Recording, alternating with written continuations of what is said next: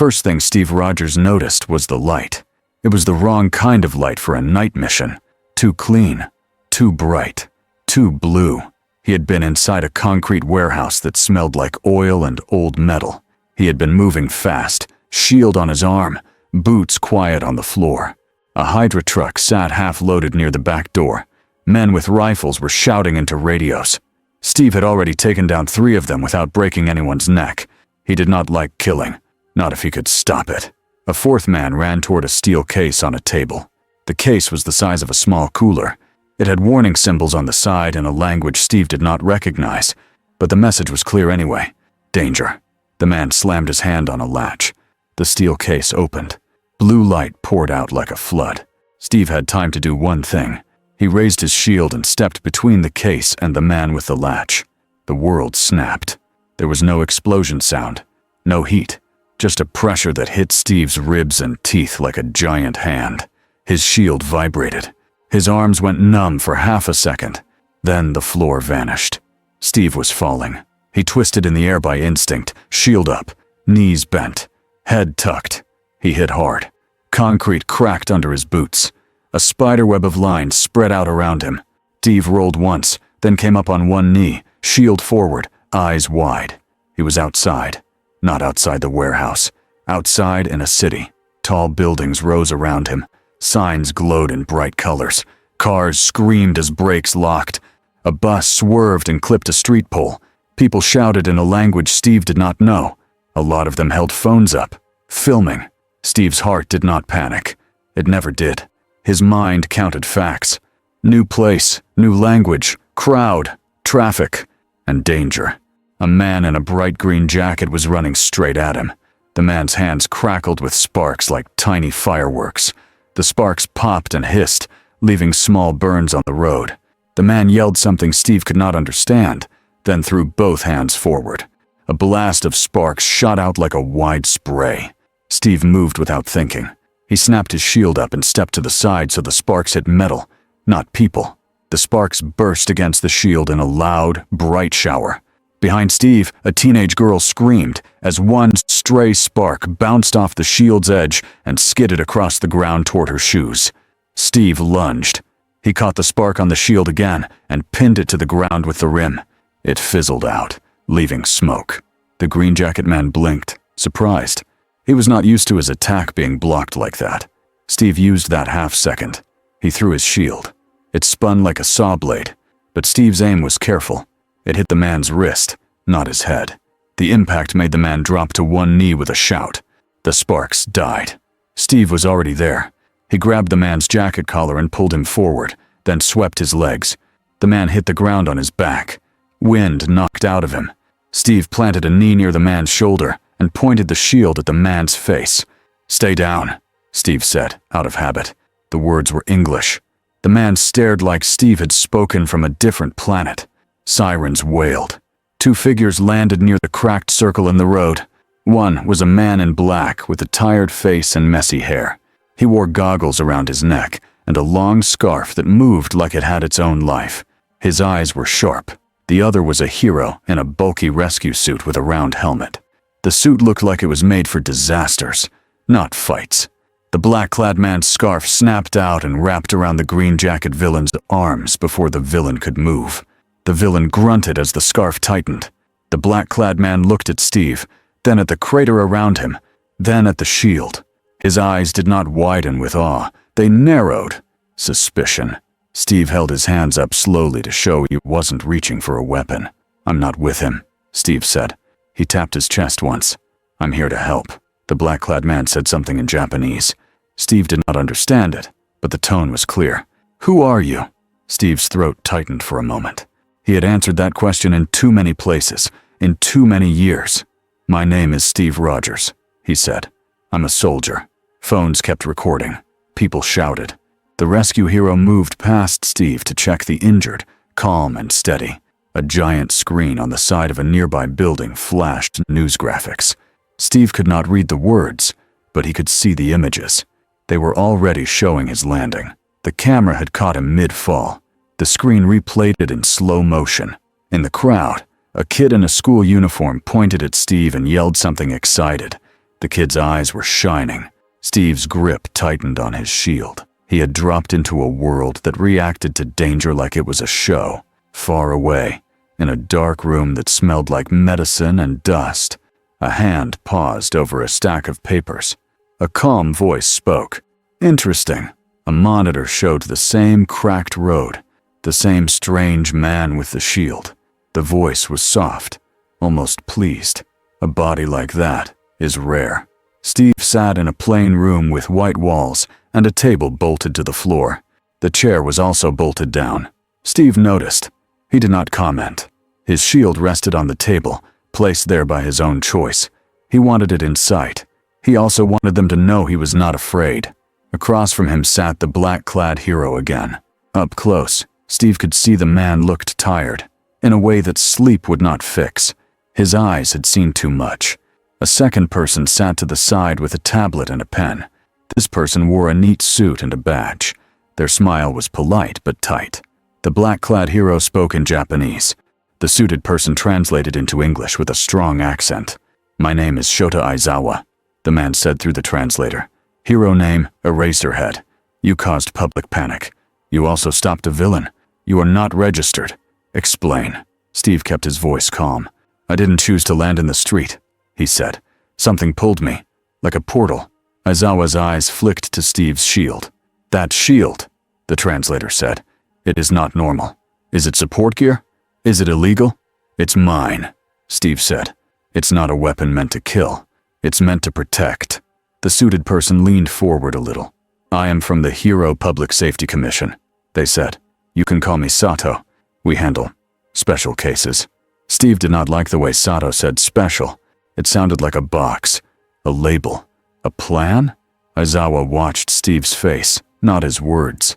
Steve understood that kind of look. He had seen it from generals, from spies, from people who asked questions while already holding answers. Sato tapped the tablet. "We scanned you," Sato said. "No record, no quirk registration. Yet your strength is above normal. Your speed is above normal. Your bones and muscles show unusual density." Steve did not flinch. He had been scanned by better. "It's not a quirk," Steve said. "In my world, I was changed by science." Aizawa's scarf shifted slightly, like it was ready. "Your world," Sato repeated. "Careful. You claim you are not from Japan, not from this society." Steve nodded once. "I woke up in a different time once," he said. He chose simple words. "Now I woke up in a different world." Sato's eyes lit up in a way Steve did not trust. Not joy, interest. Aizawa said something short. Sato translated. "You will come with us to UA High School. We will verify what you are." Steve's mouth twitched. "Verify," he repeated. "Right." UA High felt like a fortress built to look friendly. Tall walls, cameras, gates that could stop a truck. Steve noticed all of it. Inside, the air smelled like clean floors and fresh paint. There were students walking in groups, some laughing, some looking tired. Many wore the same uniform. A few wore costumes under their jackets like it was normal. Steve did not stare. He did not judge out loud. He just stored it away. A small animal stood in the hallway ahead. It looked like a white-furred mouse wearing a suit. Steve blinked once, slowly, because his brain needed time to accept what his eyes were seeing. The mouse-like creature smiled and bowed. "Welcome," it said in perfect English. "I am Nezu, the principal." Steve stared for half a second. Then he did what he always did when the world got strange. He adapted. "Steve Rogers," Steve said, holding out a hand. Nezu shook it like a business executive, firm and polite. "Fascinating grip strength," Nezu said cheerfully, then turned and walked as if this was normal. "Please come. We have prepared some simple tests." In a gym-like room, Steve stood on a mat while teachers watched from behind a glass wall. Aizawa leaned against the wall with his arms crossed. Nezu sat at a desk with a stopwatch and a small smile. A tall man in a bright suit stood to the side, watching with a soft, kind face. Even before the man spoke, Steve felt it. That presence. Not fear, not danger. Something bigger than the room. A symbol. The tall man smiled widely. "Hello," he said in English. "I am All Might." Steve's shoulders eased a little, even though he did not let his guard down. All Might's grin was big, but Steve saw something behind it. Weariness. Weight. The kind of weight Steve knew. All Might held out his hand. Your landing was very dramatic, All Might said, still smiling. But your first action was to protect a civilian. That matters. Steve shook his hand. The handshake was careful. All Might did not squeeze hard. He did not need to. You are strong, All Might said, eyes narrowing slightly in surprise. Not a quirk? No, Steve said. Not a quirk.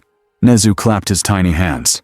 Wonderful, Nezu said. Now, simple test. Please jump. Steve looked at the line marked on the wall. He did not want to scare them, but he also needed them to understand what he was. He bent his knees and jumped. His feet left the ground and he rose higher than any normal human could. Not like flying, like a cannon shot. Controlled. He landed with a soft bend, absorbing the impact. The mat barely shifted. Teachers behind the glass murmured. Aizawa's eyes stayed flat. He did not react, but Steve saw the calculation. Nezu scribbled notes. Strength and control, Nezu said. Nice. Now, reaction time. A machine fired foam balls fast. Steve moved his shield and hands in quick, sharp motions. The balls hit the shield and bounced away. Some he caught, some he knocked aside. He never let one reach the target dummy behind him. All Might watched with open interest, not envy, respect. After the test, Nezu led Steve into a meeting room. A few more adults sat there. One wore a sharp suit with a badge. Another wore a hero costume with wings folded neatly behind his back. The winged hero had blonde hair and eyes that smiled even when he did not. Ah, the winged hero said in English, smooth and easy. So you're the shield guy. Aizawa's eyes flicked to him. Hawks, Aizawa said, like a warning. Hawks raised his hands in a friendly way. Just saying hi. Sato from the commission sat near the front, as calm as ever. Nezu hopped onto the table like it was his stage. Mr. Rogers, Nezu said, we have questions. We also have concerns. Steve nodded. Fair, he said. Nezu tilted his head. Your backstory, Nezu said. Please give it in simple points. We can verify details later. Steve took a slow breath. I was small and sick as a kid, he said. I wanted to serve anyway. My country had a program. They gave me a treatment. It made me stronger. I fought in a war. I lost people. I woke up in a different time. I kept fighting. Then a portal dropped me here. He stopped. He did not say Hydra. He did not say Nazis. He did not say names that meant nothing here. All Might's smile softened. Aizawa stayed guarded. Hawks leaned back, eyes focused. Sato's fingers tapped the table. You understand, Sato said, that our society has rules for heroes. You cannot operate freely. That would be dangerous. Steve's jaw tightened slightly. I'm not here to break your laws, Steve said. I'm here because people were in danger.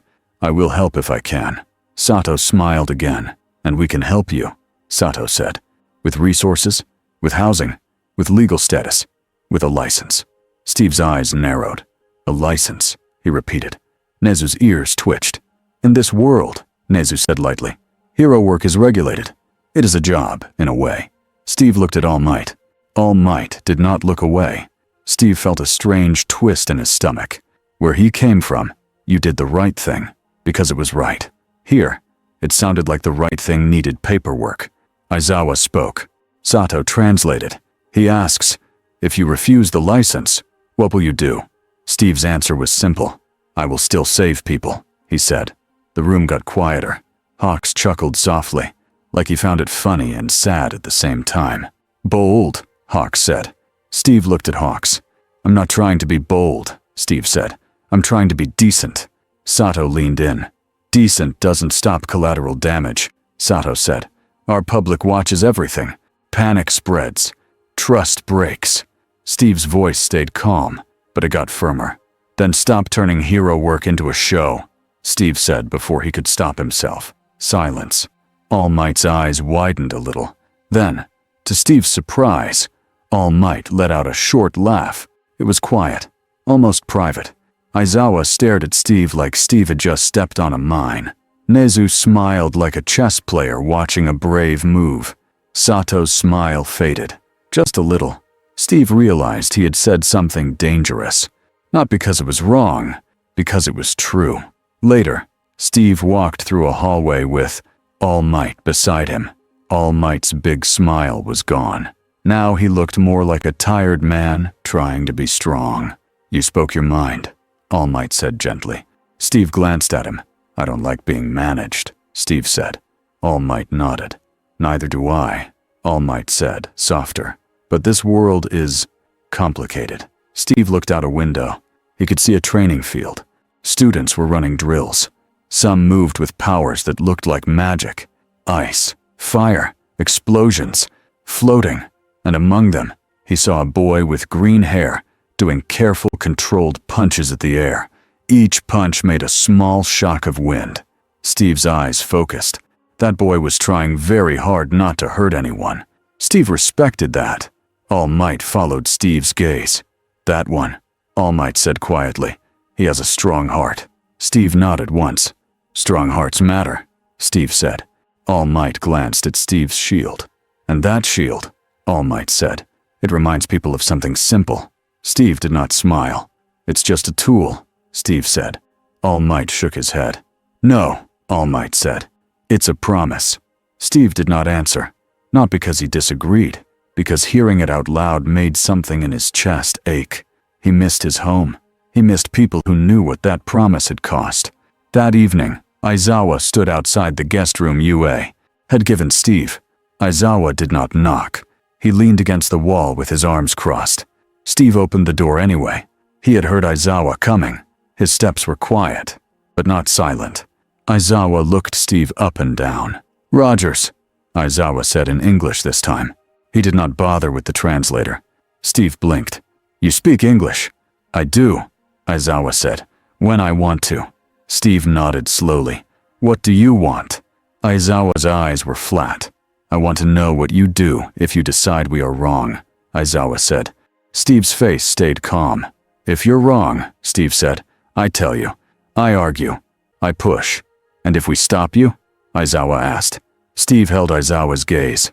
"Then you'd better have a good reason," Steve said. Aizawa's scarf shifted.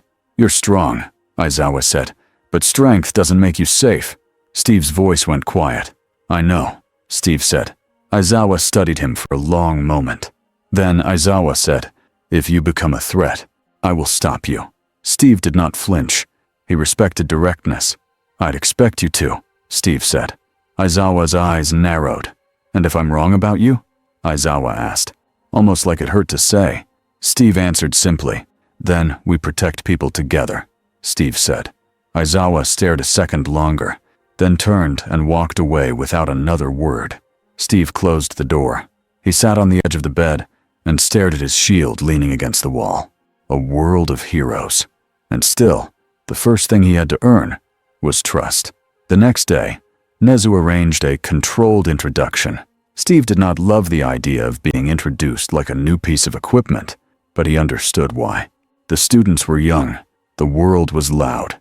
Rumors would spread. They brought him to a classroom. A room full of teenagers looked up as he entered. Some stared with open curiosity. Some looked excited. Some looked worried. One boy with green hair almost fell out of his chair. He clutched a notebook like it was a life raft. All Might," the boy whispered, then looked at Steve and whispered, "Shield. Real." A blond boy with sharp eyes leaned forward with a grin that looked more like a challenge. "Is he a villain?" the blond boy asked loudly.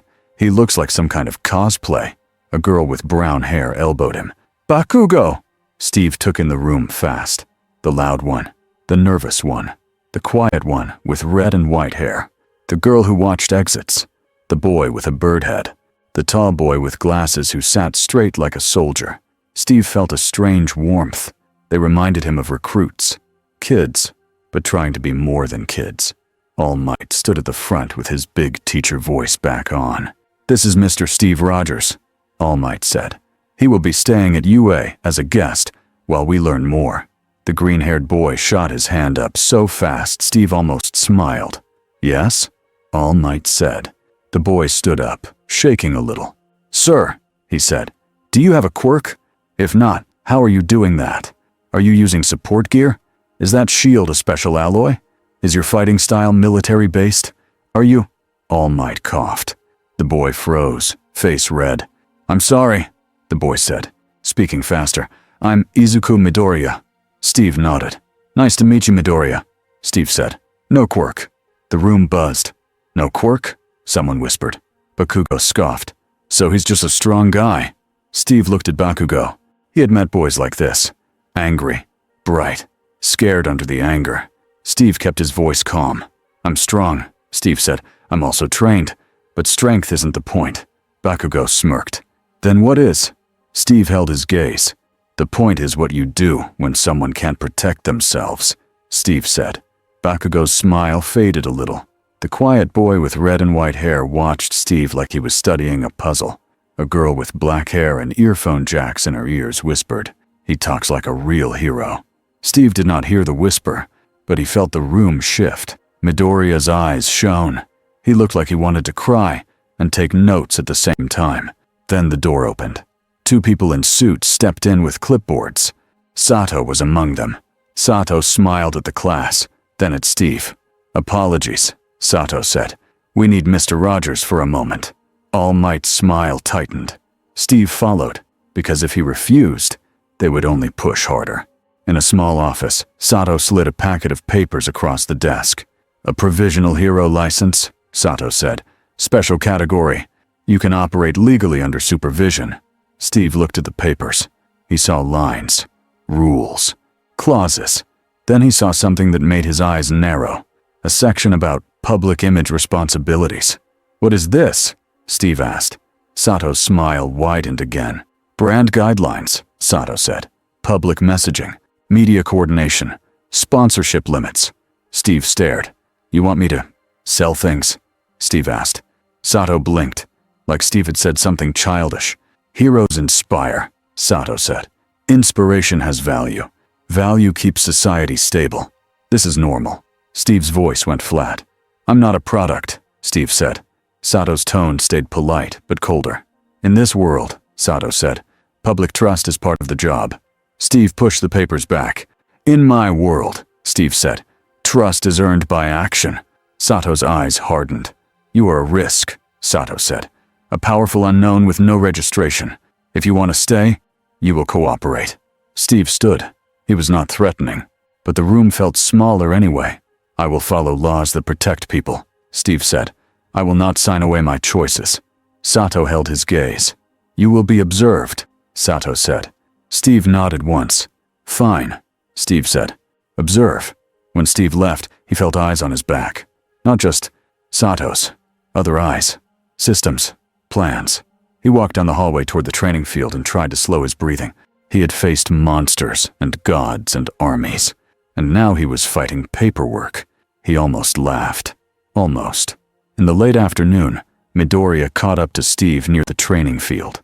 He did it politely. He kept a safe distance. He bowed. Mr. Rogers, Midoriya said. Thank you for yesterday. Steve looked at him. For what? Steve asked. For protecting people, Midoriya said quickly. Even though you were confused, you still did it. A lot of heroes would have hesitated. Steve's chest loosened a little. Protecting people is the job, Steve said. Midoriya swallowed. But, Midoriya said, words spilling out. You said you don't have a quirk. That means you chose to fight anyway. That's like, he stopped, embarrassed. Steve could guess the rest. That's like me. Steve's face softened. You train? Steve asked. Midoriya nodded fast. Yes, sir. Good, Steve said. Train your body. Train your mind. Don't let anyone tell you what you are allowed to be. Midoriya's eyes watered. He blinked hard. Can I ask one more thing? Midoriya said. Steve nodded. Midoriya looked at Steve's shield. That shield, Midoriya said softly. Why that shape? Steve glanced at it. It covers more, Steve said. It can take a hit. It can move with you. It can protect someone next to you. Midoriya nodded like he was writing in his head. Steve looked out over the field again. Students trained in groups. Their powers were flashy, loud, big. But the things Steve noticed were not the powers. He noticed who checked on someone after they fell, who helped fix a strap on a costume, who waited for a slower teammate. Those were the moments that mattered. Steve exhaled. Maybe he could belong here. Maybe. Somewhere deep underground. A hand turned off a monitor. A calm voice spoke again. "Keep watching," the voice said. "Do not rush." A second voice, rough and eager, replied, "Let me touch him." The calm voice answered with quiet authority. "Not yet." The attack came 2 days later. It did not hit UA directly. It hit close enough to force UA to respond fast. A shopping district near the school erupted in screams when a black fog poured out between buildings like a doorway opening in the air. People ran. Heroes moved in. Students on a supervised outing froze for half a second, then followed their training. Steve was with All Might and Aizawa for a short walk outside the campus. Aizawa had insisted on keeping Steve in sight. When the alarms blared, Aizawa's head snapped toward the sound. "All Might," Aizawa said. All Might's smile vanished. "I know," All Might said. Steve already ran. He did not wait for permission. He did not wait for a plan to be printed. He ran toward screams. Aizawa cursed under his breath and followed. His scarf streamed behind him like a tail. All Might moved too, but he moved differently. He did not just run. He launched forward in huge bounds that shook the ground. Steve reached the edge of the district first. A crowd spilled into the street. A mother carried a child with a bleeding forehead. A man limped, dragging his leg. A teenager cried while holding a broken phone. Steve grabbed the mother's elbow gently and guided her to a safer side street. "Go," he said, pointing. "Keep moving. Don't stop." She stared at him, not understanding the words, but understanding the force of his voice. She ran. Steve moved again. He saw the source. Between two buildings, the air twisted. Black fog swirled in a tight oval like a hole in the world. A figure stepped out.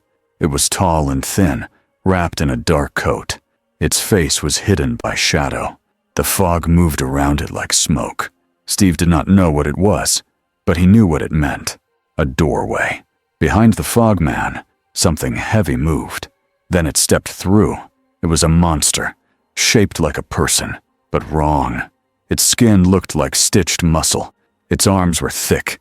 Its head was smooth with empty eyes. Its mouth opened too wide. It landed with a crack of concrete and looked around like it was choosing a target. Then it looked at Steve. Steve felt a cold prickle at the back of his neck. This thing was not here by accident. It was here for him. The monster charged. It moved faster than its size should allow. Each step punched dents into the road. Steve braced. He lifted his shield and planted his feet. The monster slammed into the shield like a truck hitting a wall. The impact shoved Steve back a full step. His boots scraped grooves in the ground. Steve's arms burned. He held. The shield held. Steve looked up and saw the monster's hand clamp on the top rim of the shield. Its fingers dug in.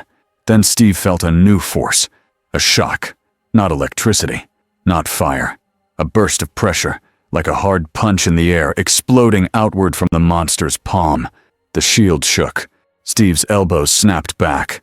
A nearby window shattered from the force. Steve grunted. "So that's your trick," Steve muttered.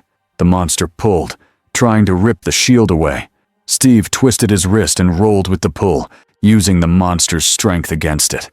He stepped in close, slammed his shoulder into the monster's chest, and drove a knee into its side. The monster barely reacted. It was too durable. Steve did not waste time trying to win with brute force. He did what he always did. He changed the fight. He angled the monster away from the crowd, stepping sideways, pulling it toward an empty alley. "Over here," Steve said. Like the monster could understand. The monster did not need words. It wanted him. It followed. Aizawa arrived, scarf snapping out like a whip. "Eyes on it," Aizawa said to himself, voice low. His gaze locked onto the monster. For a moment, nothing happened. Then Aizawa's eyes narrowed. "Not a normal quirk set," he said. The fogman in the coat raised one hand. More fog rippled. A second threat began to form behind the doorway. All Might landed between buildings with a boom that made people scream again. But this time, the screams were mixed with hope. "All Might!" someone shouted. All Might stood tall, then looked at Steve and the monster locked together. He took one step forward. "Stay back, citizens," All Might called, voice booming across the street. Steve did not look away from the monster. "Is it strong?" All Might asked, quick and sharp, all teacher voice gone. "Very," Steve said. The monster's hand tightened on the shield rim. Another shock burst hit. Steve's vision blurred for a blink. He bit down and held. All Might moved. He punched the monster. The punch hit like a storm. Air snapped. Dust burst outward. The monster flew backward into the alley wall and cracked it like a thin shell. Steve's ears rang. He had seen strong people. All Might was something else. The monster shook its head and stood again. It looked at All Might now, almost curious. All Might's smile returned for the crowd, but his eyes were serious. "Aizawa," All Might called. "Can you shut it down?" Aizawa's eyes stayed locked. His hair lifted slightly from the strain. "I'm trying," Aizawa said. "Some parts stop, some don't. It's built weird. Built." Steve caught that word. This was not a wild creature. This was made. A blast exploded nearby. Steve turned his head just enough to see Bakugo launching through the air, palms sparking, yelling like he was angry at the whole world. "Students." Steve's stomach tightened. They were too young for this, but the world had already made them soldiers. Todoroki followed, sliding a wave of ice across the street to block falling debris and create a barrier for civilians. Uraraka floated chunks of rubble away from trapped people, sweat on her brow. Midoriya stood at the edge of the fight, fists clenched, eyes wide. He wanted to jump in. He also knew one wrong move could kill someone. Steve saw the war inside the kid's face. Steve hated that he understood it. The monster lunged again, aiming for Steve. Steve lifted the shield. This time, he did not just block. He redirected. He turned his body, guiding the monster's momentum past him, then slammed the shield edge into the monster's knee joint. The monster's leg buckled slightly. Steve used the opening to grab the shield tighter and yank it free from the monster's grip, breaking the hold before the next shock burst. Then Steve threw the shield. The shield spun down the narrow alley like a perfect disc. It hit the monster's jaw and snapped its head sideways. Steve charged in behind it. He punched the monster in the throat, then the ribs, then the side of the head. Clean, controlled hits. The monster still did not fall, but it flinched. It felt it. That mattered. All Might stepped into the alley and grabbed the monster by the shoulder. He hauled it up like it weighed nothing, then slammed it down. The ground cratered. The monster's mouth opened wide in a soundless scream. Aizawa's eyes stayed locked. "Now!" Aizawa snapped. Todoroki's ice surged, pinning the monster's legs to the ground. Bakugo blasted the wall above the alley, dropping debris behind the monster to block any retreat. Steve caught his shield as it bounced back off the wall, because that was what his body did like breathing. Then the monster did something new. Its fingers sharpened, not claws from bones. Something like grown blades, pushing out fast. A quirk. Aizawa's eyes narrowed harder. The blades flickered, then stopped growing. Erasure worked on that. But the monster was still strong. It swung a heavy arm at Steve. Steve blocked. The shock burst came again, harder. Steve's shield rattled. His forearm went numb. Pain shot up his elbow. Steve gritted his teeth. He could take hits. He always could. But this thing was designed to make the shield a problem, not a solution. The monster's other hand snapped forward, and something thin flashed. A needle. It punched into Steve's upper arm, right above the bicep. Steve's eyes widened. He grabbed the monster's wrist. The needle withdrew with a small, wet sound. Red. Steve felt heat bloom under his skin. The monster's empty eyes stayed on Steve as if it had completed a task. Steve's stomach dropped. It wasn't here to kill him. It was here to take him, or take something from him. "All Might!" Steve shouted. All Might's head snapped. Steve pointed at the needle in the monster's hand. "They're collecting," Steve said, voice tight. All Might's eyes went cold for a split second. Then the fogman raised both hands. The black doorway widened. The air pulled, like a vacuum. Bakugo shouted, "Hey, don't run!" He blasted forward, but the pull yanked his balance. Todoroki slammed ice into the ground to anchor himself. Uraraka grabbed Midoriya's sleeve to keep him from being dragged. Aizawa's scarf wrapped around a street pole. All Might dug his feet in. Steve stepped forward into the pull, shield angled to protect the students behind him. The monster's body lifted slightly as the fog pulled it back. All Might grabbed the monster's arm. For a moment, it looked like All Might might rip the monster in half. The monster's muscles swelled, trying to resist, but All Might was stronger. Aizawa's eyes strained. "Keep it in my line," Aizawa barked. Steve saw the fogman twist his head toward Aizawa. The fog pulsed. A second monster hand reached out from inside the doorway like something was about to join the fight.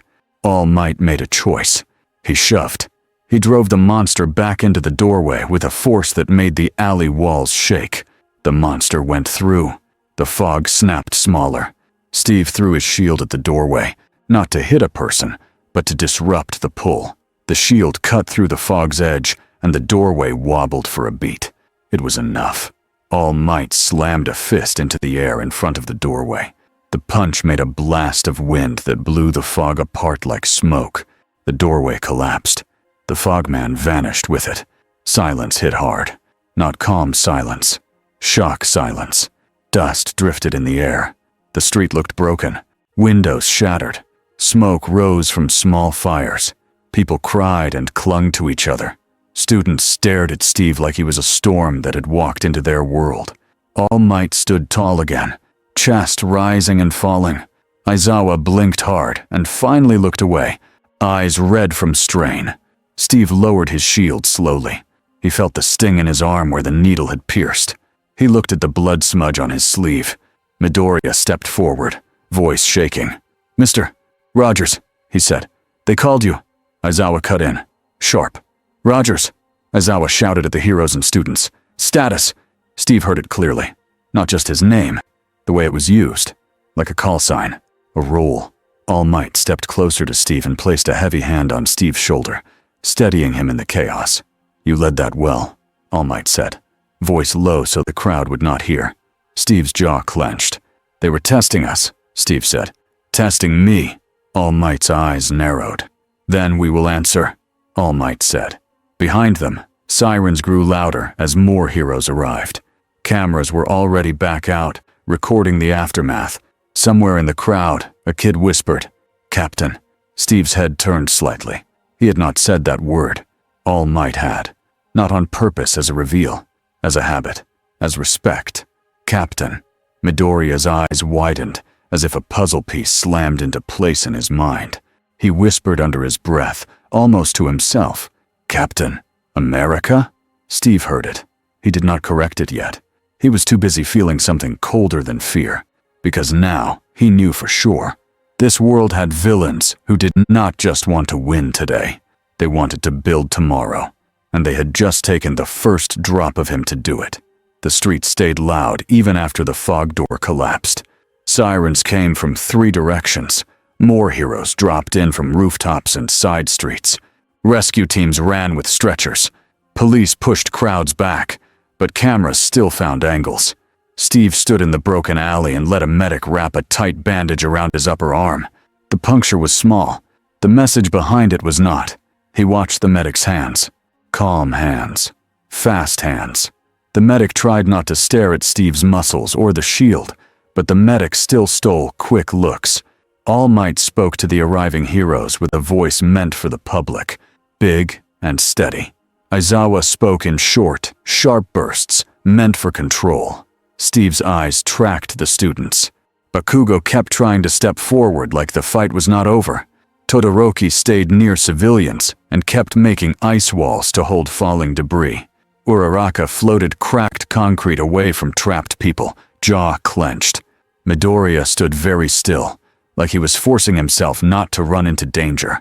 Steve liked that restraint. He also hated that the kid had to learn it this way. Aizawa walked up to Steve. His eyes were still red from strain. "You're bleeding," Aizawa said. "It's not much," Steve said. Aizawa stared at the bandage. "Needle," Aizawa said, voice flat. Steve nodded. They wanted a sample. All Might's head turned at that. His smile for the cameras did not move, but his eyes hardened. A suited group arrived next. Clean shoes stepping over broken glass like it was nothing. Sato led them. Sato did not ask if anyone was hurt. Sato looked at Steve's arm first, then at Steve's shield, then at the nearest camera crew. Sato smiled. "What a frightening incident," Sato said loudly, in English meant to be heard. "But thanks to rapid hero response, the public is safe." Steve watched the words hit the air like a banner. Sato turned to Steve, voice dropping just enough to feel private. "You disobeyed our guidance by engaging directly," Sato said. Steve's patience felt thin. "I stopped a monster from hurting people," Steve said. Sato nodded like they agreed, but it was not agreement. "You are becoming a focal point," Sato said. "That makes you valuable and dangerous." All Might stepped between them slightly. Not a block. "A reminder." "Mr. Sato," All Might said warmly. "We can discuss this later. We need triage now." Sato's smile stayed in place. "Of course," Sato said. "Later." Sato walked away, already talking into a phone. Steve watched Sato go. He had faced men with guns and men with powers and men with armies. This kind of man was different. This kind of man wore safety like armor. Midoriya finally moved towards Steve, but Uraraka grabbed his sleeve again, as if she could feel the danger of the conversation. Midoriya swallowed and spoke anyway. Quieter. "Mr. Rogers," he said. "Are you okay?" Steve looked at the kid's face, dirt smudge on the cheek, eyes too wide. "I'm okay," Steve said. "You did good. You stayed with the people." Midoriya blinked fast. I wanted to help more." "You helped," Steve said. "Helping isn't always punching." Midoriya nodded, shaky. He looked at Steve's shield again, then looked away, as if staring too long felt rude. All Might raised his voice for the crowd again. "Everything is under control," All Might called. "Please stay calm." The crowd cheered like they were watching a show. Some even clapped. Steve's jaw tightened. He hated that. He turned his back on the cameras and walked deeper into the alley, away from the noise, until the sound softened. Aizawa followed without asking. They stopped near a cracked wall where the monster had hit earlier. The wall had a deep dent, like someone had smashed it with a boulder. Aizawa spoke first. "That creature," Aizawa said. "It wasn't acting like a person." "It wasn't," Steve said. Aizawa's eyes flicked to Steve's bandage. "And it targeted you," Aizawa said. Steve did not deny it. Aizawa exhaled slowly. "There are people in this world who build monsters," Aizawa said. "This is not new. But that fog door—" "Kurogiri," Steve said, remembering a name he had heard one student whisper during the chaos. Aizawa's eyes narrowed. "You learned fast," Aizawa said. "You have kids fighting," Steve said back. Aizawa's face tightened, like the words hit a bruise. "They're training," Aizawa said. "They were out there," Steve said. "That wasn't training." Aizawa looked away for a moment. Then he looked back. Direct. "This world doesn't give us the choice you think it should," Aizawa said. "We make choices inside a fire." Steve held his gaze. "Then we build better rules," Steve said. Aizawa's mouth twitched like he almost laughed, but the sound never came. "Good luck," Aizawa said. "Even All Might can't punch politics." Steve almost smiled at that. Almost. UA moved fast after the attack. The next morning, Steve woke up to the sound of footsteps outside his guest room. 2 staff members stood there with clipboards. They bowed and offered him a neat uniform shirt with a UA logo. Steve stared. "I'm not a student," Steve said. One of them spoke in Japanese, then switched to slow English. "Dress code," the staff member said. "For camera." Steve exhaled through his nose. "Camera. Of course." He took the shirt. He did not put it on. He walked to the main office in his plain clothes, shield on his arm, and found Nezu waiting on a stack of books to be tall enough behind the desk. Nezu's eyes were bright. "Good morning," Nezu said. "You have become very popular." Steve's expression stayed flat. "I didn't ask for that," Steve said. Nezu smiled like Steve had said something funny. "No one asks," Nezu said. "Popularity arrives like weather." Steve leaned his shield against the wall carefully. "I need to talk to you," Steve said. "About yesterday." Nezu's ears perked. "About the blood sample?" Nezu asked. Steve's eyes narrowed a fraction. Nezu's smile did not change. "We have an excellent medical team," Nezu said. "They already checked your wound.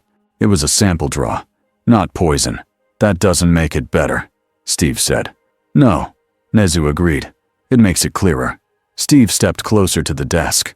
Someone built that thing, Steve said. Someone sent it. Someone opened a door and pulled it back before we could finish it.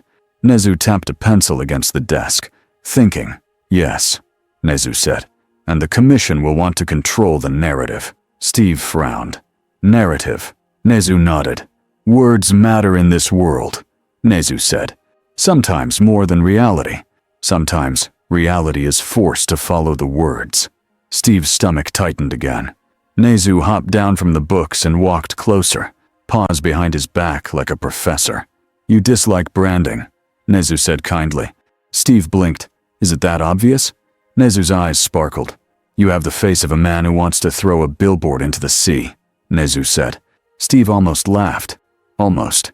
Nezu continued. But, Nezu said, branding is one tool, like a shield. It can protect, or it can harm.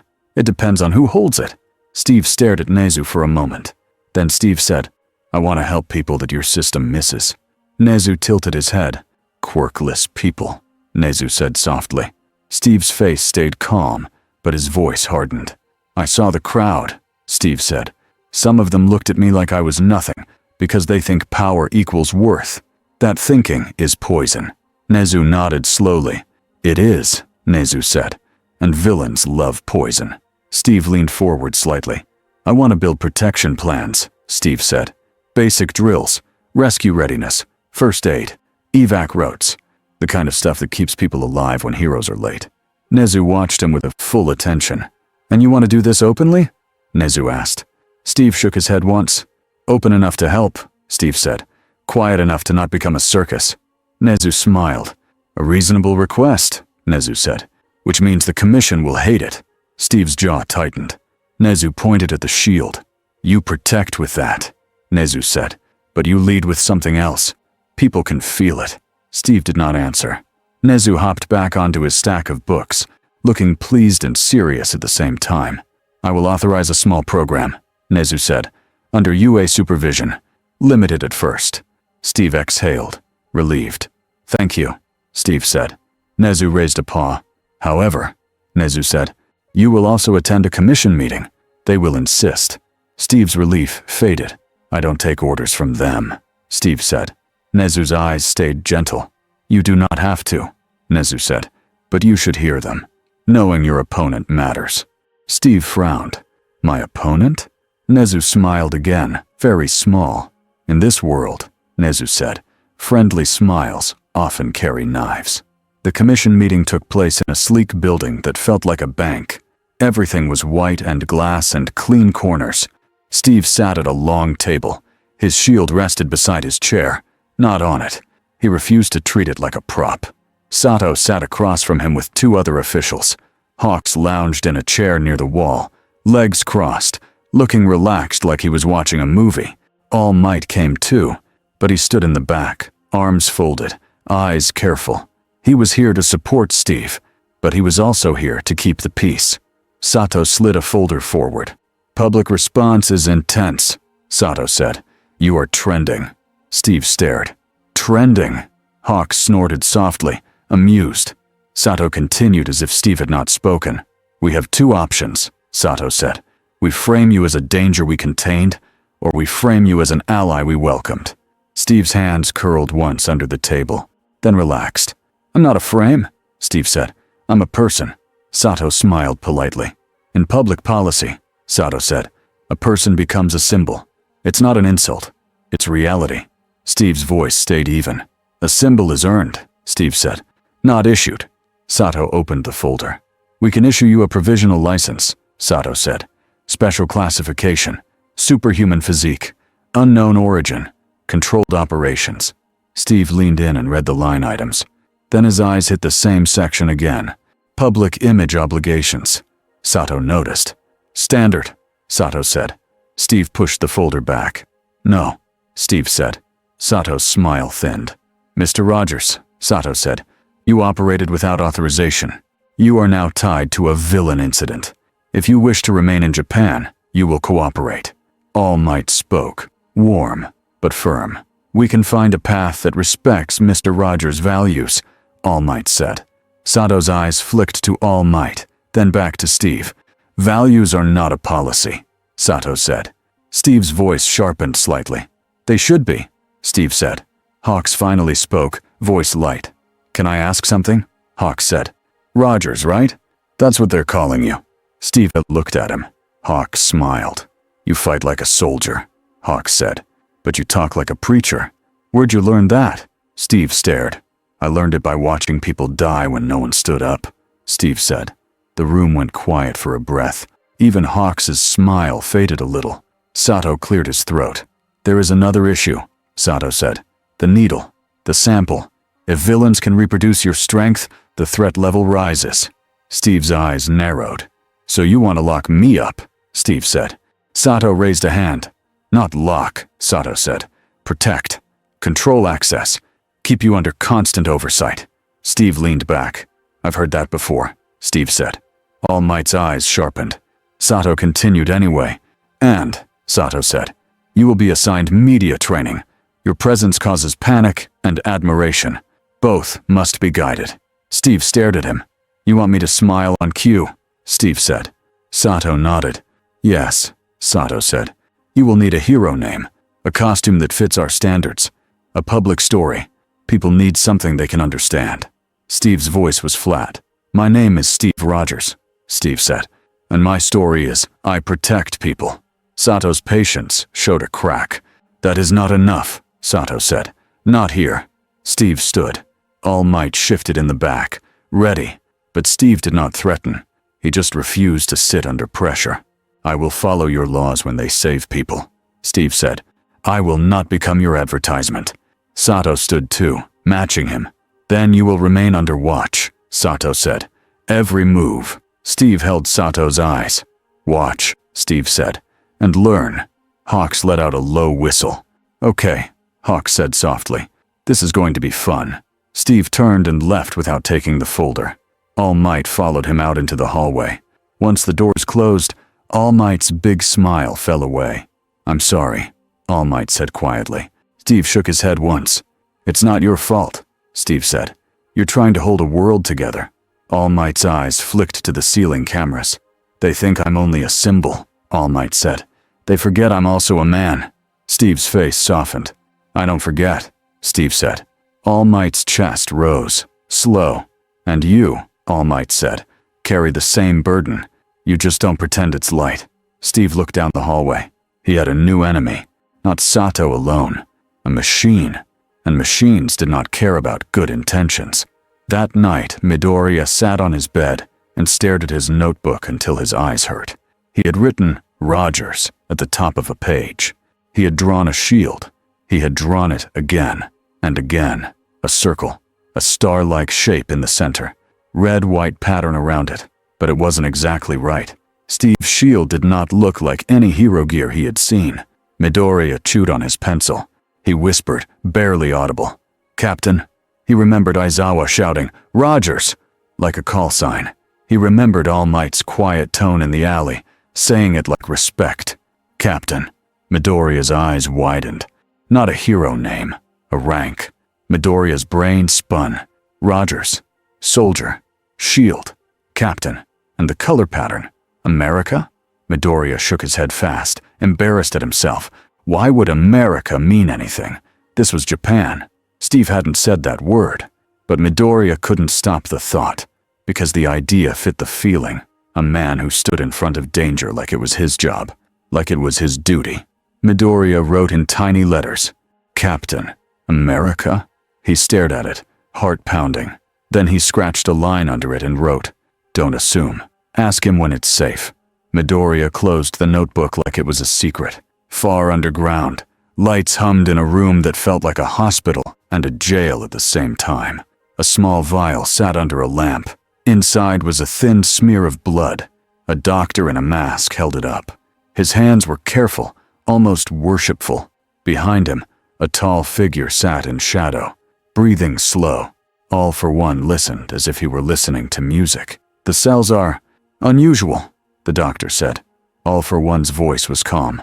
Unusual how? He asked. Dense, the doctor said. Stable, like a body built to endure extreme stress. Not a quirk adaptation.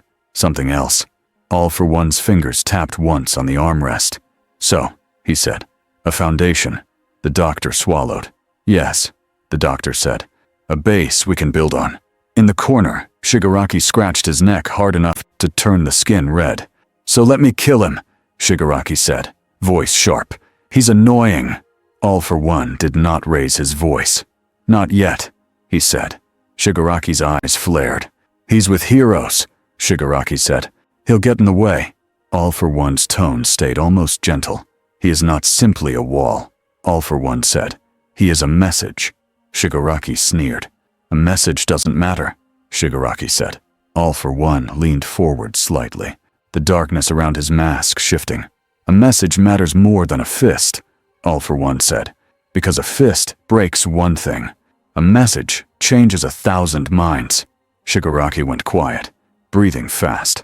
All for One continued. This world is built on trust, All for One said. Trust in heroes, trust in systems, trust in symbols. His gloved hand moved toward the vial, not touching it, just hovering. And now, All for One said softly, we have a new symbol, one we can steal. The doctor looked nervous. Steal, the doctor repeated.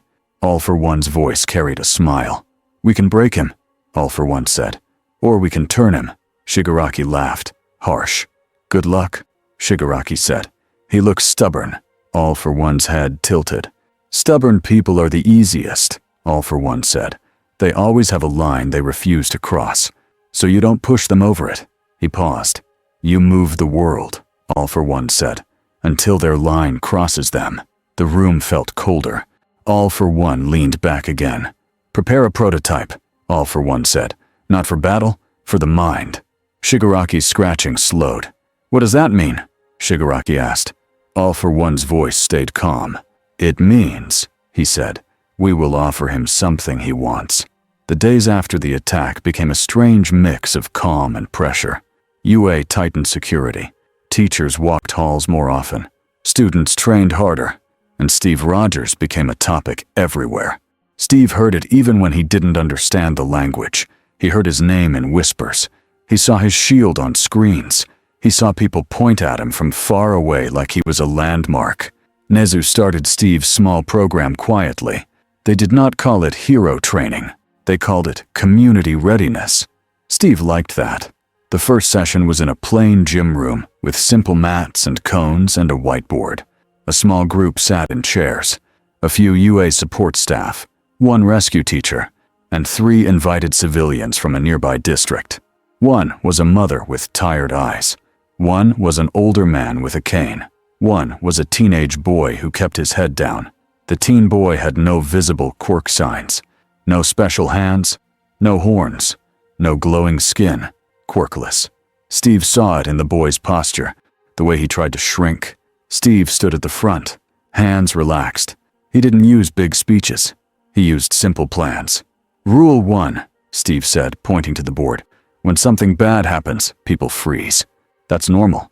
We train so you don't freeze for long. The older man frowned. We're not heroes, he said in slow English. Steve nodded. You don't need to be, Steve said. You need to stay alive. The mother's hands twisted in her lap. My daughter, she said, voice tight. She has a small quirk, but she panics. She can't fight. Steve softened his tone. Then she learns where to run, Steve said. Who to call, how to keep her head. That saves lives. The teen boy finally looked up. But heroes come, the boy said, bitterness in the words. We're told to wait. Steve met his eyes. Heroes try, Steve said, but they can't be everywhere. Waiting is not a plan. The boy blinked, surprised at being taken seriously. Steve continued. Rule 2, Steve said. If you can't win a fight, you don't fight. You move. You hide. You protect someone smaller than you if you can, but you don't throw your life away. The rescue teacher nodded, impressed. Steve drew a simple map on the board. An intersection, a store, a side street, an alley. Rule 3, Steve said. Know your exits before you need them. Pick 2. The older man scoffed. This is like war, he muttered. Steve's face went still for a beat. It is, Steve said quietly. For some people, every day is. The room went silent. Then Steve cleared his throat and snapped back to training mode. Okay, Steve said. Let's practice. We start with a noise. He had a staff member slam 2 padded boards together behind the group. The sudden bang made the mother jump. The teen boy flinched. The older man jerked his cane. Steve raised a hand. Breathe, Steve said. Find your exit. He watched them. He corrected gently. He repeated until the flinch became smaller, until the panic became shorter. It was not flashy, but it mattered. That night, Steve sat in his guest room and wrote notes. Not heroic notes. Basic notes. How to make people safer. He thought about his old army training days.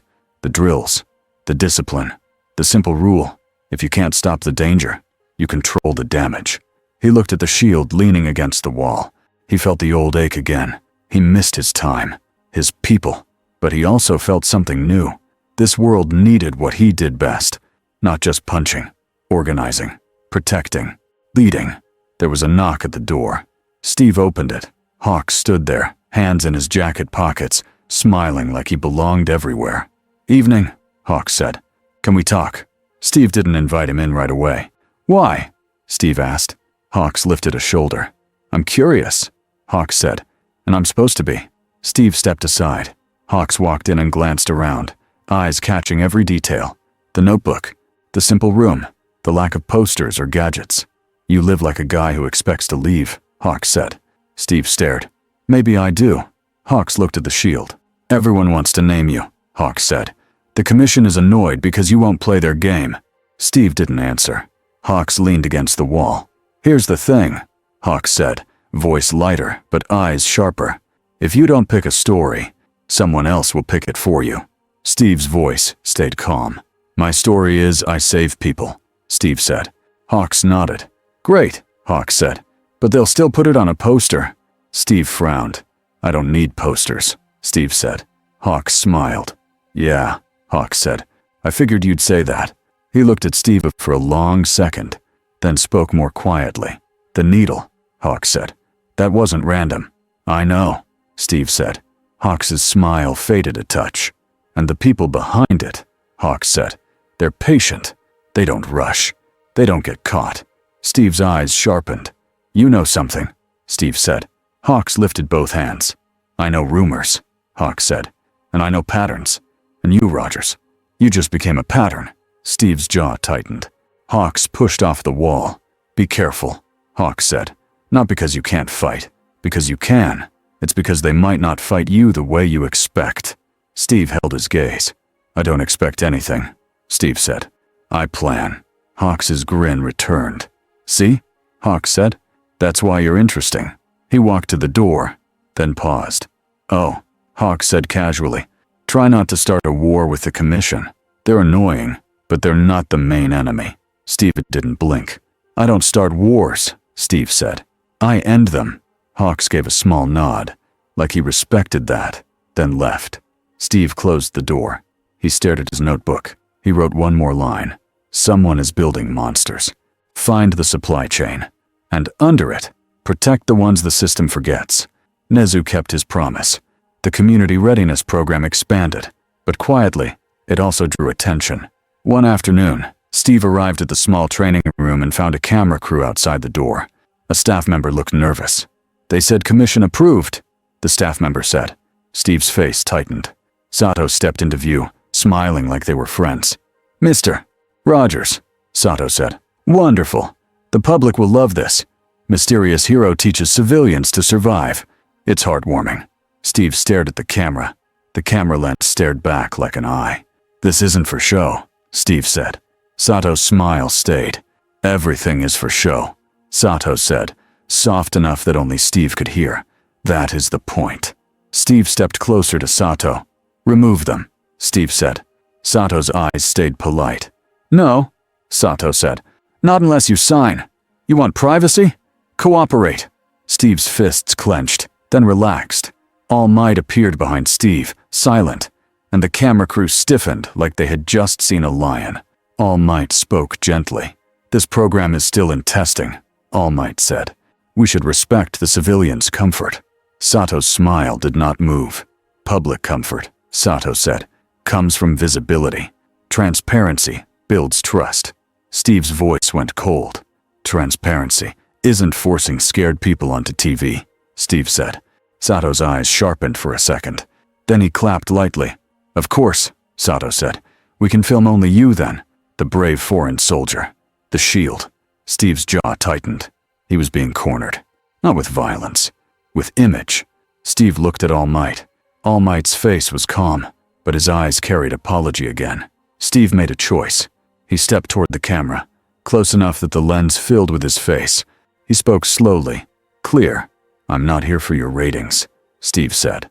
The cameraman froze, unsure. Steve continued. If you want to film something, Steve said, film the exits. Film the safety plan. Film the steps that keep kids alive. Sato's smile twitched. Steve turned back to Sato. And if you film anyone's face without their consent, Steve said, I will personally escort your crew out. Sato's smile returned, tight. You are very stubborn, Sato said. Steve nodded once. Yes, Steve said. I am. Sato held his gaze, then signaled the crew away with a small motion, like it wasn't a loss, just a delay. As they left, Sato leaned in. You think you're protecting them, Sato whispered. But you are building a following. That's political, whether you want it or not. Steve's voice was quiet. I'm building safety, Steve said. If that scares you, ask yourself why. Sato stepped back. All Might watched Sato leave with a grim calm. Then All Might looked at Steve. You did well, All Might said. Steve exhaled. I'm tired of being pushed, Steve said. All Might's smile softened. So am I, All Might said. But we keep standing. Steve nodded. That night, he added a new note. Commission will use me if I let them. Don't let them. The first real side job started with a small request. It came from the tired-eyed mother who had attended the first session. She returned alone one day, standing at the edge of the UA gate like she wasn't sure she was allowed to exist here. A guard tried to send her away. Steve happened to be passing. He saw her face and stopped. He walked over, keeping his voice gentle. Are you okay? Steve asked. She bowed quickly. Too fast. I'm sorry, she said in English. I should not bother.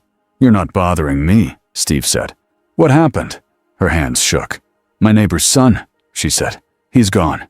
Steve's eyes narrowed. Gone how? He asked. She swallowed. Men, she said. A van. They took him. He is quirkless. Steve's stomach dropped. How long ago? Steve asked. 2 nights, she said.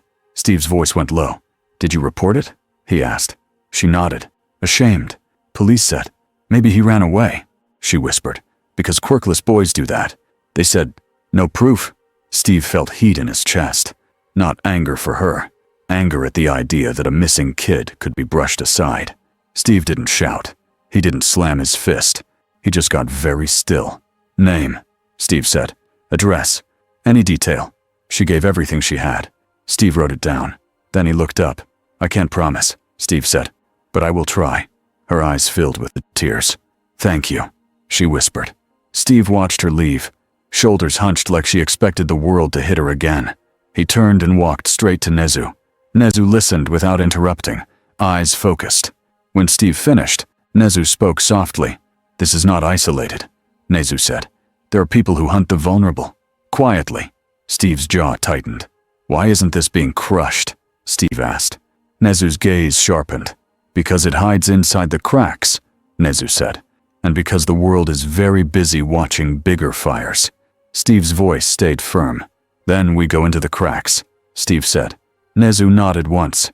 I will not stop you, Nezu said. But you will not go alone. Steve frowned.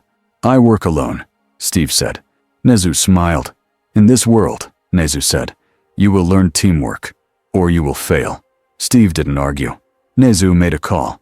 An hour later, Steve stood in a small planning room with 3 students and 1 teacher. Aizawa leaned against the wall, arms crossed, watching them like he was judging a dangerous experiment. Tenya Ida stood straight, glasses shining, hands chopping the air as he spoke in perfect, intense manners. We must follow legal procedure, Ida said. We cannot engage in vigilante behavior. Steve listened, calm. Uraraka sat beside Midoriya, hands clasped, looking worried but determined. Midoriya was trying not to vibrate out of his chair. Aizawa spoke flatly. "This is not an official hero operation," Aizawa said. "This is information gathering. We don't want casualties. We don't want noise." Steve looked at Aizawa. "And the missing kid?" Steve asked. Aizawa's eyes hardened slightly. "We want him alive," Aizawa said. "That's why we do this smart." Steve nodded. "Good," Steve said. "Then we plan." Ida raised a hand stiffly, as if in class. "Mr. Rogers," Ida said, "what authority do you have to—" Steve cut him off gently. "I don't have authority," Steve said. "I have responsibility." Ida opened his mouth, then hesitated. Midoriya leaned forward, voice quick. "If we treat it like a rescue," Midoriya said, "we can map likely routes, vans, quiet streets, warehouses near highways." Steve looked at him. "Good," Steve said. "Do that." Midoriya nearly fainted from being told good. Uraraka raised her hand too, smaller. "I can help move debris," Uraraka said, "or carry people out fast." Steve nodded. "Ida," Steve said, "you're fast and disciplined. You can help with perimeter and evac paths." Ida stiffened, proud and stressed. "Yes," Ida said, "I will do so properly." Aizawa sighed. "Remember," Aizawa said, "we are not hunting. We are extracting." Steve looked at the map Midoriya had drawn. A cluster of cheap industrial buildings in a quieter district stood out, not far from train tracks. Easy to move vans in and out. Steve tapped one spot. "This one," Steve said. "Why?" Midoriya swallowed. "There are reports," Midoriya said, "about odd deliveries at night. People say they hear screaming sometimes, but it stops fast." Steve's eyes hardened. "We go tonight," Steve said. Ida shot up. "Tonight?" Ida said. "That is." Aizawa's scarf twitched. "It's happening tonight," Aizawa said, voice final. "Because if we wait, someone disappears again." Ida's mouth shut. Steve looked at them all. "You don't fight unless you must," Steve said. "You protect the target. You protect each other." Midoriya nodded hard. Uraraka nodded too. Ida nodded like it was an oath. Steve felt something in his chest shift. He was giving orders to kids again. He hated that part. But if he didn't, they would go into danger without a plan. And that was worse. The district at night smelled like wet concrete and oil. Streetlights flickered. The wind pushed trash along the road. Steve moved in the shadows with quiet steps. His shield stayed on his arm, but he kept it close to his body to avoid reflections. Aizawa moved ahead, almost invisible, scarf ready. Ida stayed back a bit, acting as a fast runner, ready to dash for help or intercept a fleeing van. Uraraka and Midoriya moved together, both trying to be quiet, both failing slightly, because nerves made every breath loud. Steve kept his focus on the building Midoriya had marked, a warehouse with a broken sign and no lights in the front, but there was light in the back, seeping through cracks. Steve raised a hand. "Stop." They froze. He pointed at a side door. A guard stood there smoking, half asleep, leaning on the doorframe. The guard's eyes were not sharp. This was not a trained soldier. This was hired muscle. Steve looked at Aizawa. Aizawa nodded once. His scarf snapped out like a silent strike. It wrapped the guard's mouth and arms and yanked him backward into the shadows. The guard struggled for 1 second, then went limp as Aizawa pressed him down.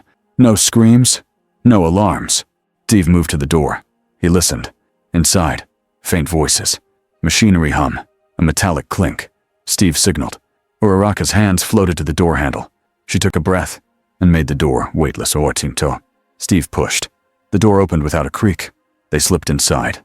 The warehouse interior was worse than Steve expected. Not because of gore, because of order. Tables, straps, medical tools, a clean drain in the floor. Cages lined one wall. Inside the cages sat people. Some were adults, some were teenagers. One small boy sat in the far cage, knees pulled to his chest, eyes wide like trapped animal eyes. Quirkless. Steve's chest tightened. He glanced at Aizawa. Aizawa's face went hard. They moved forward quietly. Then a voice spoke from the shadows. "Well, well," the voice said in Japanese. A man stepped into the light. He wore a cheap suit and a confident smile. His hair was slick. His eyes were cold. He looked at Steve's shield and laughed. "The shield man," he said in English. broken but clear. "You came." Steve's voice stayed calm. "Let them go," Steve said. The man clapped slowly. "So direct," the man said. "Very heroic." Steve saw movement behind him. 2 more men stepped out. One had thick gloves that dripped with sticky yellow liquid. The other had a mask and a tank on his back. Steve's instinct screamed. Glue. Gas. Aizawa's eyes narrowed. The masked man raised a hand. A hiss filled the air. A cloud puffed out, low and fast, rolling along the floor like fog. Uraraka covered her mouth. Midoriya coughed. Steve grabbed both of them and yanked them back, pulling them toward higher ground by a stack of crates. "Up," Steve said. "Get above it." Ida dashed forward, grabbed Uraraka, and carried her to the top of the crate stack in one smooth motion. Midoriya climbed, coughing, eyes watering. Steve stayed on the ground because someone had to. The glue glove man lunged, swinging a hand. Sticky liquid splattered across Steve's shield. It hardened fast, trying to pin the shield. Steve rotated his arm, using the edge of the shield to scrape the glue against the floor. The glue stretched like gum. Steve stepped in and punched the glue man's ribs. The man grunted, surprised at the force. Steve didn't stop. He hooked the man's arm and slammed him into a table. Tools clattered. Aizawa's scarf whipped out and snagged the masked gas man, pulling him off balance. But the suit man laughed. "Eraserhead," he said, delighted. "Yes, very good." He snapped his fingers. Lights in the ceiling flickered. A loud buzz filled the air. Aizawa's eyes widened.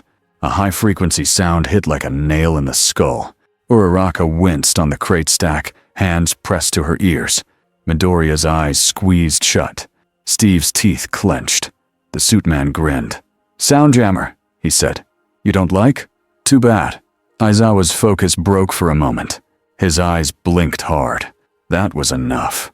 The glue man's hand sparked with new energy, like his quirk was being boosted by something Steve couldn't see. The glue thickened, crawling up Steve's shield like it was alive. Steve realized. They had planned for Aizawa. They had tools for him. Steve pulled his shield back and used the rim like a blade, not cutting flesh, but cutting the glue's connection points, chopping it off in chunks. He took 2 steps and threw the shield anyway. The shield spun, slicing through air. It hit the sound device mounted on a beam above, shattering it. The buzz died instantly. Aizawa's eyes snapped back into focus like a switch flipped. The suit man's grin faltered. "Ah!" the suit man said, annoyed. "Smart." Aizawa's gaze locked on the glue man. The glow on the gloves flickered and stopped. The glue lost its extra push. Steve caught his shield as it bounced back, then slammed it into the glue man's chin with a controlled strike. The glue man dropped. Steve turned toward the cages. The small boy stared at him through the bars, shaking. Steve walked to the cage door, slow and steady, like he was approaching a scared animal. "It's okay," Steve said, even though the boy might not understand English. Steve kept his voice soft anyway. "We're getting you out." Midoriya jumped down from the crates, eyes still watering. He whispered in Japanese to the boy, calming him, telling him heroes were here. The boy's breath hitched. The suit man shouted something sharp. More footsteps echoed from deeper inside the warehouse. Reinforcements. Steve looked at Aizawa. Aizawa's jaw tightened. "Too many," Aizawa muttered. Ida appeared at Steve's side, breathing hard. "Mr. Rogers," Ida said, "a van is starting outside." Steve's eyes snapped toward the back exit. So that was the plan. Cause chaos inside. Move something out the back. Not the prisoners. Something else. Data. Tools. A vial. Steve felt cold. They weren't just kidnapping. They were feeding a bigger machine. Steve made a quick choice. "Aizawa," Steve said, "get the cages open." Aizawa nodded, already moving. "Ida," Steve said, "stop the van." Ida's eyes widened. "Yes," Ida said, then shot off like a bullet. "Uraraka," Steve said, "help evacuate. Float debris if needed." Uraraka nodded. Jaw set. "Midoriya," Steve said, "stay with the boy. Keep him calm. If you need to move, move." Midoriya nodded hard. Steve turned toward the deeper shadows as new figures ran in. 3 men, 1 woman, all with quirks ready. A man with metal arms. A woman whose hair moved like whips. A man with glowing eyes. Steve didn't wait. He charged. He hit the metal arm man first with a shield slam that rang like a bell. He used the shield to block the hair whip strikes, each hit stinging his forearm. He moved between them and the cages like his body was built for it. Because it was. Aizawa's erasure shut off the glowing eyes. The man stumbled, confused. Steve grabbed that man's collar and tossed him into a pile of crates. Not to kill him, to remove him. The woman whipped her hair toward Steve's legs. Steve jumped, pivoted, and used the shield edge to pin the hair to the floor for a second. Uraraka made the pinned hair weightless. The woman's own attack pulled her off balance. Steve stepped in and struck her shoulder and elbow, disabling her without breaking bones. The metal arm man swung again. Steve blocked, then rolled under the arm and drove a punch into the man's side, where metal didn't protect. The man wheezed. Steve didn't celebrate. He kept moving, because he heard something worse. A child's cry. Midoriya shouted.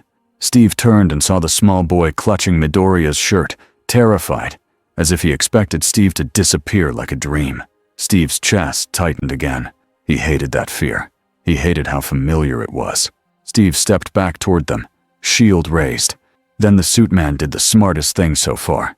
He didn't attack Steve. He ran. He sprinted toward the back exit, clutching a small case to his chest. Steve's eyes locked on the case. Not money, not jewelry. A hard case like the one from Steve's old warehouse mission. A case that held something dangerous. Steve started after him. Aizawa grabbed Steve's shoulder. "Don't chase," Aizawa said, voice sharp. "We secure the victims." Steve's jaw clenched. "Then he escapes," Steve said. Aizawa's eyes were hard. "And if you chase," Aizawa said, "someone here dies." Steve froze for half a second. It was the oldest trap. Make you choose. Steve hated it.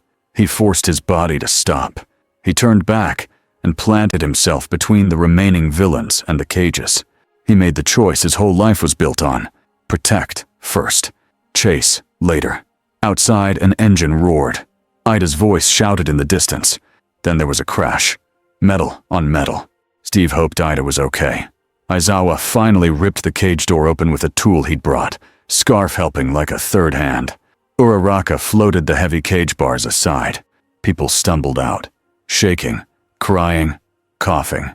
Steve guided them with short commands, using gestures when words failed. "Go," he said. "This way. Keep moving." Midoriya kept the small boy close. The boy clung to him, shaking like a leaf. Steve looked at the boy and saw the question in his eyes. "Are you real? Are you leaving?" Steve crouched, bringing himself down to the boy's height. He spoke slowly. "You're safe," Steve said. Midoriya translated softly. The boy's eyes filled with tears. He whispered, voice tiny. "They said, quirkless don't matter." Steve felt something sharp behind his ribs. He kept his voice steady. "They were wrong," Steve said. Midoriya repeated it in Japanese. The boy's breath hitched, then broke into quiet sobs. Steve stood. Sirens approached. Aizawa's jaw tightened. "We need to move," Aizawa said. They got the survivors out into the night air. Police and heroes arrived minutes later, too late to catch the suit man inside, early enough to see the rescued people and the broken tools. Ida limped back toward them, suit torn, glasses cracked. Steve's heart sank. "You okay?" Steve asked fast. Ida nodded, breathing hard. "I stopped the van," Ida said, "but the driver escaped. He threw something out the window. A small case. Another car picked it up." Steve's jaw tightened. The case. It got away. Aizawa swore quietly. Uraraka slumped for a moment, hands on her knees, exhausted. Midoriya held the small boy's hand as an ambulance worker wrapped a blanket around him. The boy looked at Steve again, eyes still wet. He didn't say anything, but he didn't look away this time. Steve watched the ambulances take people away. He watched the police talk to Aizawa. He watched cameras arrive like insects, hungry for a story. Sato's people arrived too, of course. Sato stepped out of a sleek car and looked around with quick, sharp eyes.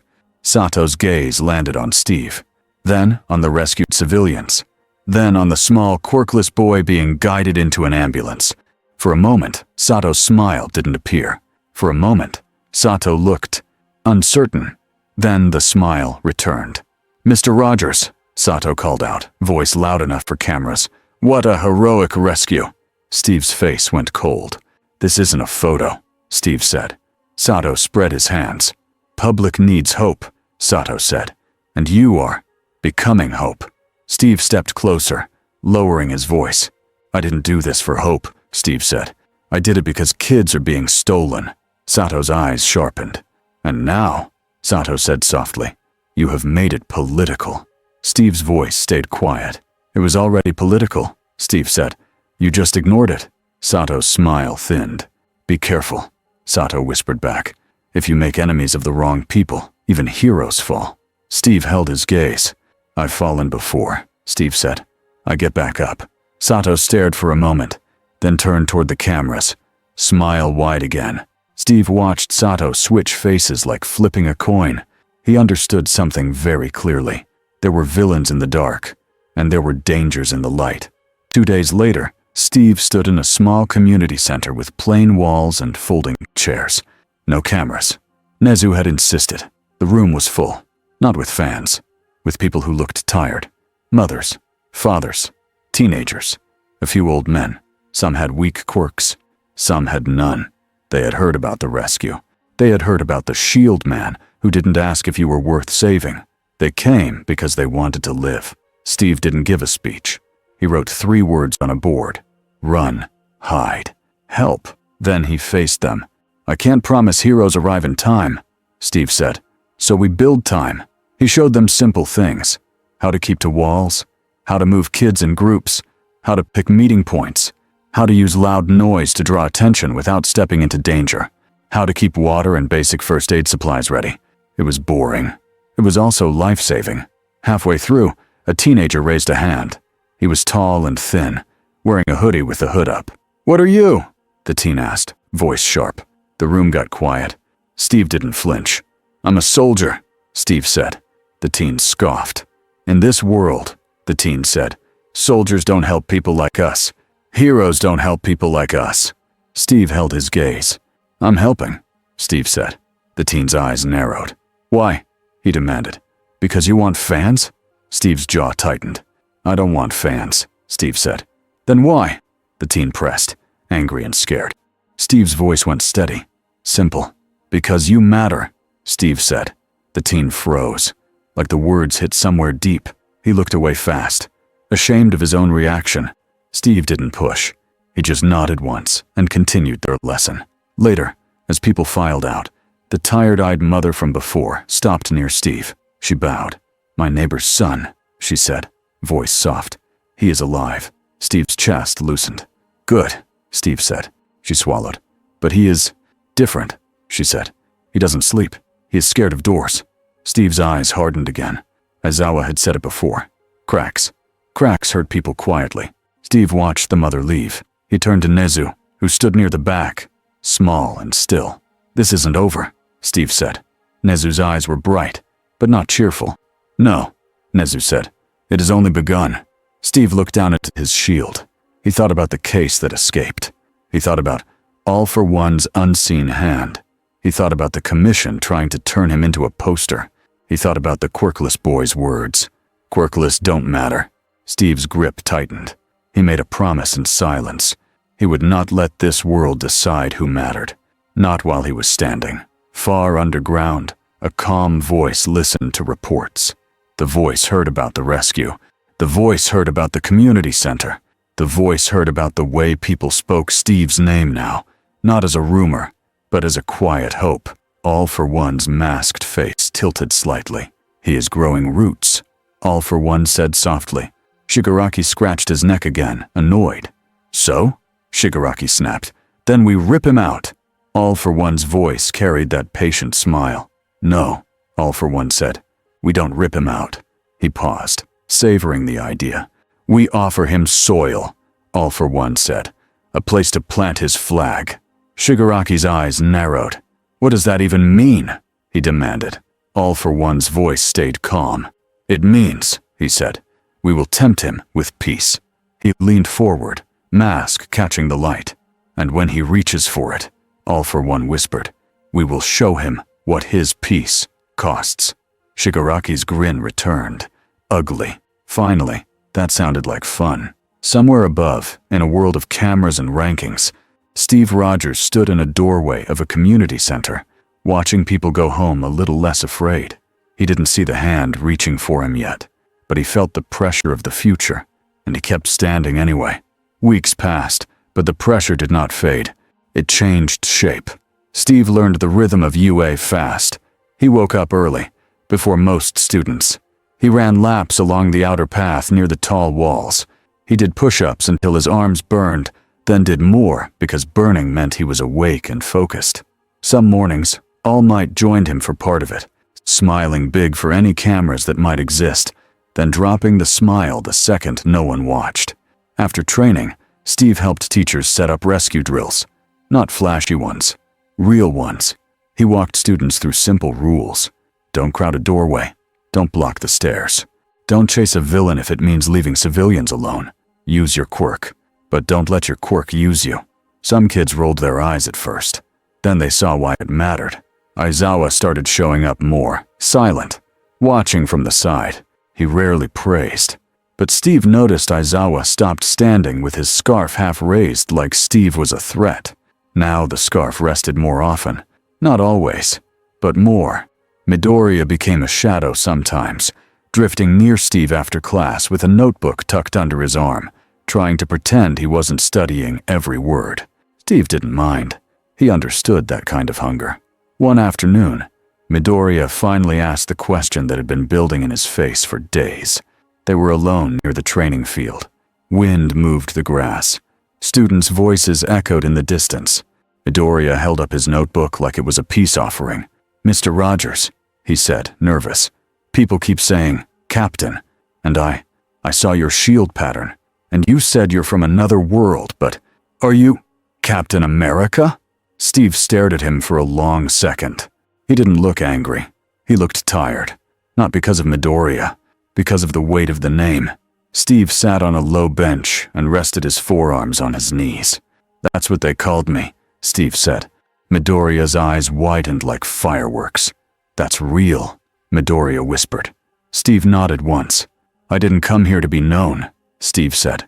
"I came here by accident." Midoriya swallowed, then asked softly, "In your world, are heroes licensed too?" Steve's mouth twitched. "No," Steve said. "In my world, you do the right thing, because you can't live with yourself if you don't." Midoriya looked down. "That sounds hard," Midoriya said. Steve looked at him. "It is," Steve said. "But it's also simple." Midoriya nodded slowly, like he was trying to store that idea somewhere safe inside him. The simple moments like that helped. They did not stop the bigger problems.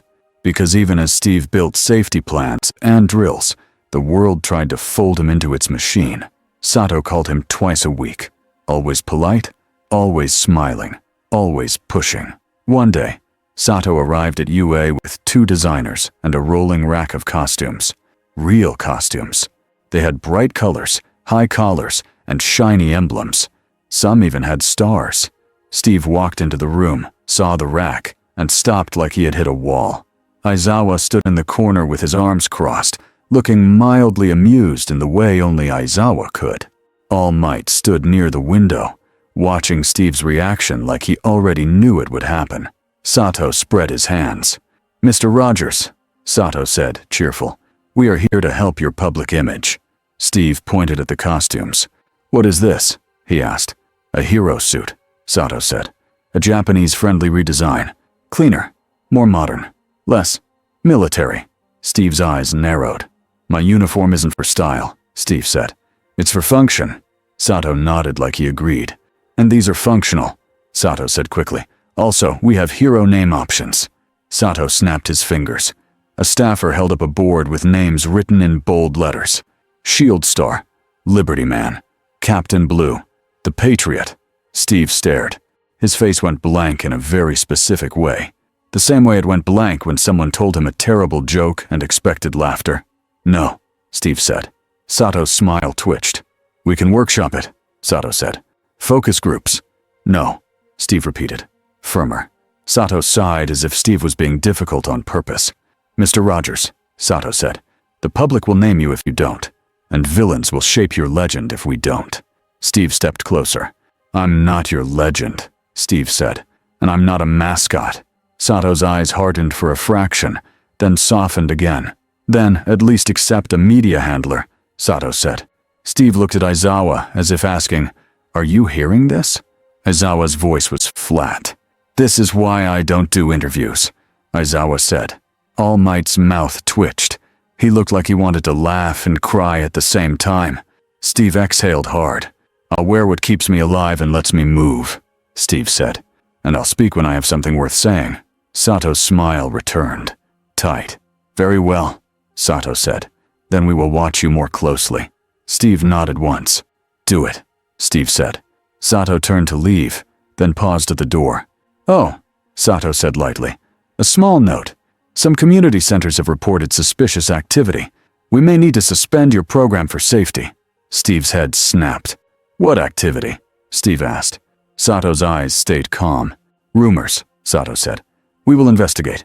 Steve's hands clenched. "That program keeps people alive," Steve said. Sato smiled. "So does control," Sato said, and left. When the door shut, the room felt colder. All Might stepped closer, voice quiet. "They are afraid of what they can't direct," All Might said. Steve's jaw tightened. "They're not afraid," Steve said. "They're hungry." Aizawa's eyes narrowed. "Hunger can look like fear," Aizawa said. "Either way, it bites." Steve stared at the rack of costumes again and felt a strange urge to throw all of them out the window. He didn't. He just walked out of the room. Because Steve didn't win by shouting. He won by staying on his feet. The next call came at night. Not from Sato. From an unknown number. Steve sat on the edge of his bed in the guest room, shield leaning against the wall. He stared at the phone the way a soldier stared at a bomb. He didn't like phones. They made everything too easy to reach. It rang again. Steve answered. "Rogers," he said. A voice replied in calm English. Not rushed. Not angry. Polite. "Captain," the voice said. Steve's spine went rigid. He knew instantly that this voice did not belong to someone who feared him. It belonged to someone who had already decided what Steve was. "Who is this?" Steve asked. The voice sounded almost amused. "Someone who appreciates a man with a line," the voice said. Steve's grip tightened on the phone. "You don't call me for appreciation," Steve said. "Say what you want." A soft chuckle. "Direct," the voice said. "Good. I will be direct as well." Steve stayed silent. The voice continued, calm as a doctor. "You are not from here," the voice said. "You want answers. You want a way home." Steve's chest tightened. He didn't answer. He didn't give the voice that satisfaction. The voice didn't need it. "I can give you a door," the voice said. "A real one, not an accident. A controlled path." Steve's throat went dry. "How?" Steve asked, forcing the word out. A pause, like the voice enjoyed the crack. "There are people in this world who understand moving things," the voice said. "And there are people in your world who left traces of similar power." Steve's mind flashed to blue light, to the snap, to falling. "You're the one who sent the monster," Steve said. Another soft chuckle. "I observed," the voice corrected. "I tested the environment around you. The monster was for data. The needle was for truth." Steve's jaw clenched so hard it hurt. "You kidnapped people for your truth," Steve said. The voice did not get offended. The voice stayed calm. "Yes," it said. "And you rescued them. You built safety plans. You made yourself a problem." Steve's eyes narrowed. "What do you want?" Steve asked. The voice got softer. "I want to remove the problem," it said, "in a way that benefits you." Steve's stomach turned. "No deal," Steve said. The voice didn't rush. "You haven't heard the deal," it said. Steve's voice was ice. "I don't bargain with people who hurt kids," Steve said. The voice sighed, almost like it was disappointed, but not surprised.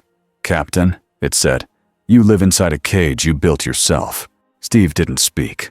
The voice continued, gentle and poisonous. "You lost your time once," it said. "You lost the people you loved. You carry that loss like it is your job." Steve's fingers trembled slightly. He forced them. Still, the voice lowered. "I can give you a door," it said again, "and I can give this world peace." Steve's eyes sharpened. "Peace," Steve repeated. "Yes," the voice said. "Not the pretend peace of smiling heroes and cameras. Real peace. Controlled peace. Villains erased. Crime reduced. Chaos removed. Steve's jaw tightened. And the price? Steve asked. The voice sounded almost pleased that Steve asked. You stand with the winning side, it said. You let me study what makes you. You. You become the symbol I choose, not the commission's. Steve felt disgust rise in him. So you want a pet, Steve said. A small laugh. Call it what you like, the voice said. I call it order. Steve's breathing slowed. He thought about home. He thought about Peggy's face, a memory that hurt. He thought about waking up and realizing decades were gone. He thought about the quirkless boy in the cage, saying he didn't matter. He thought about how tired those people looked when they sat in folding chairs, hoping for one small way to stay alive. Steve's voice came out quiet and sharp. You don't want peace, Steve said. You want control. The voice did not deny it. Control prevents suffering, it said. Steve's eyes went cold. Control creates it, Steve said. A pause. Then the voice turned a little more personal. Very well, it said. Refuse the door. Refuse peace. Steve waited. The voice softened again. Then I will take what I need, it said, and I will make your peace for you. The line clicked dead. Steve sat very still. His heart was steady, but his thoughts were loud. He had just spoken to the hand behind the monsters, and that hand knew exactly where to press. Steve stood. He grabbed his shield. He walked out into the night halls of UA without waiting for morning. All Might was still awake. Steve found him in a quiet staff room, sitting alone with a cup of tea he wasn't drinking. The big smile was gone. Only the man remained. All Might looked up as Steve entered. You look like you saw a ghost, All Might said softly. Steve shut the door. I got a call, Steve said. All Might's eyes sharpened. From who? All Might asked. Steve hesitated, not because he was afraid, because names were weapons. I don't know the name, Steve said, but I know what he is. All Might's hand tightened around the cup. A mastermind, All Might said. Steve nodded once. He offered me a way home, Steve said. All Might went very still. Then, quietly, and? Steve's voice was firm. I said no, Steve said. All Might exhaled, like he had been holding his breath without realizing. Good, All Might said. Then his eyes filled with something heavier. But that means he will not stop. I know, Steve said. All Might stared down at the tea. This world tries to buy people, All Might said. Buy their image. Buy their choices. Villains buy with fear. The Commission buys with praise. Steve's jaw tightened. And he buys with hope, Steve said. All Might nodded slowly.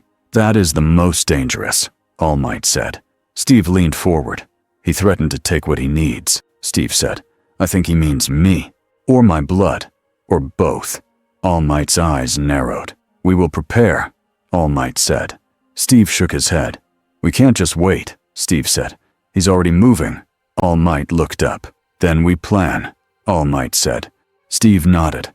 He hadn't realized how badly he needed to hear someone say, we. The trap came 3 days later. It arrived wearing a friendly face. A government safety notice was delivered to the community center Steve had been using. It came with official stamps. It came with polite words. Temporary closure. Security concerns. Please relocate. Nezu read it and frowned. Aizawa read it and swore quietly. Sato smiled when asked about it. Better safe, Sato said. We can't allow civilians to gather if there's a threat. Steve stared at the paper until it felt like it might burn a hole through his eyes. He didn't believe it, not for a second, because the paper didn't talk about the missing kids. It talked about public disturbance. And because Steve had learned the pattern now, when someone tried to stop safety, it meant someone wanted fear to stay. Steve made a choice. He didn't cancel the program. He moved it, quietly, to an old sports hall behind a small temple in a district with narrow streets and lots of foot traffic. Harder to hit with a van, harder to isolate. He told Nezu and Aizawa and All Might. He told them the location. He also told Hawks, even though he didn't like it, because Hawks saw things. Steve didn't. Hawks showed up on a rooftop an hour before the session, wings folded tight, eyes sharp. You're expecting a hit, Hawks said. I'm expecting a grab, Steve said. Hawks grinned. Same thing with better manners. Aizawa stood in a shadowed alley nearby, goggles on, scarf ready. All Might stayed farther back, hidden inside a maintenance room, because if All Might appeared too early, the enemy would retreat. Steve didn't love using civilians as bait, so he didn't. He used himself. He stood at the entrance like a sign that said, "If you want me, you come through me." Inside, the sports hall filled with people. Mothers, teenagers, older men, a few kids clinging to parents' sleeves. Steve walked them through simple drills like always. No panic, no speeches, just steps. Halfway through, the lights flickered. Once, then steady again. Steve's skin prickled. He kept talking. He guided a group toward an exit practice line. Then the temperature dropped. A thin fog slid along the floor, low and quiet, like a breath from under a door. People noticed it and murmured, confused. Steve's voice stayed calm. "Move to the marked exits," Steve said, louder. "Now." A mother looked around, scared. "Is this part of—" she started. "It's not," Steve said, still calm. "Go." Aizawa's voice crackled in Steve's ear through a small comm piece Nezu had insisted he wear. "Fog," Aizawa said. "He's here." Steve's jaw tightened. "Kurogiri." The fog thickened near the far wall. A dark oval formed. A doorway. People screamed. Steve stepped in front of them, shield raised. "Don't run into each other," Steve shouted. "2 lines. Go." Uraraka and Ida were there too, in plain clothes, not costumes.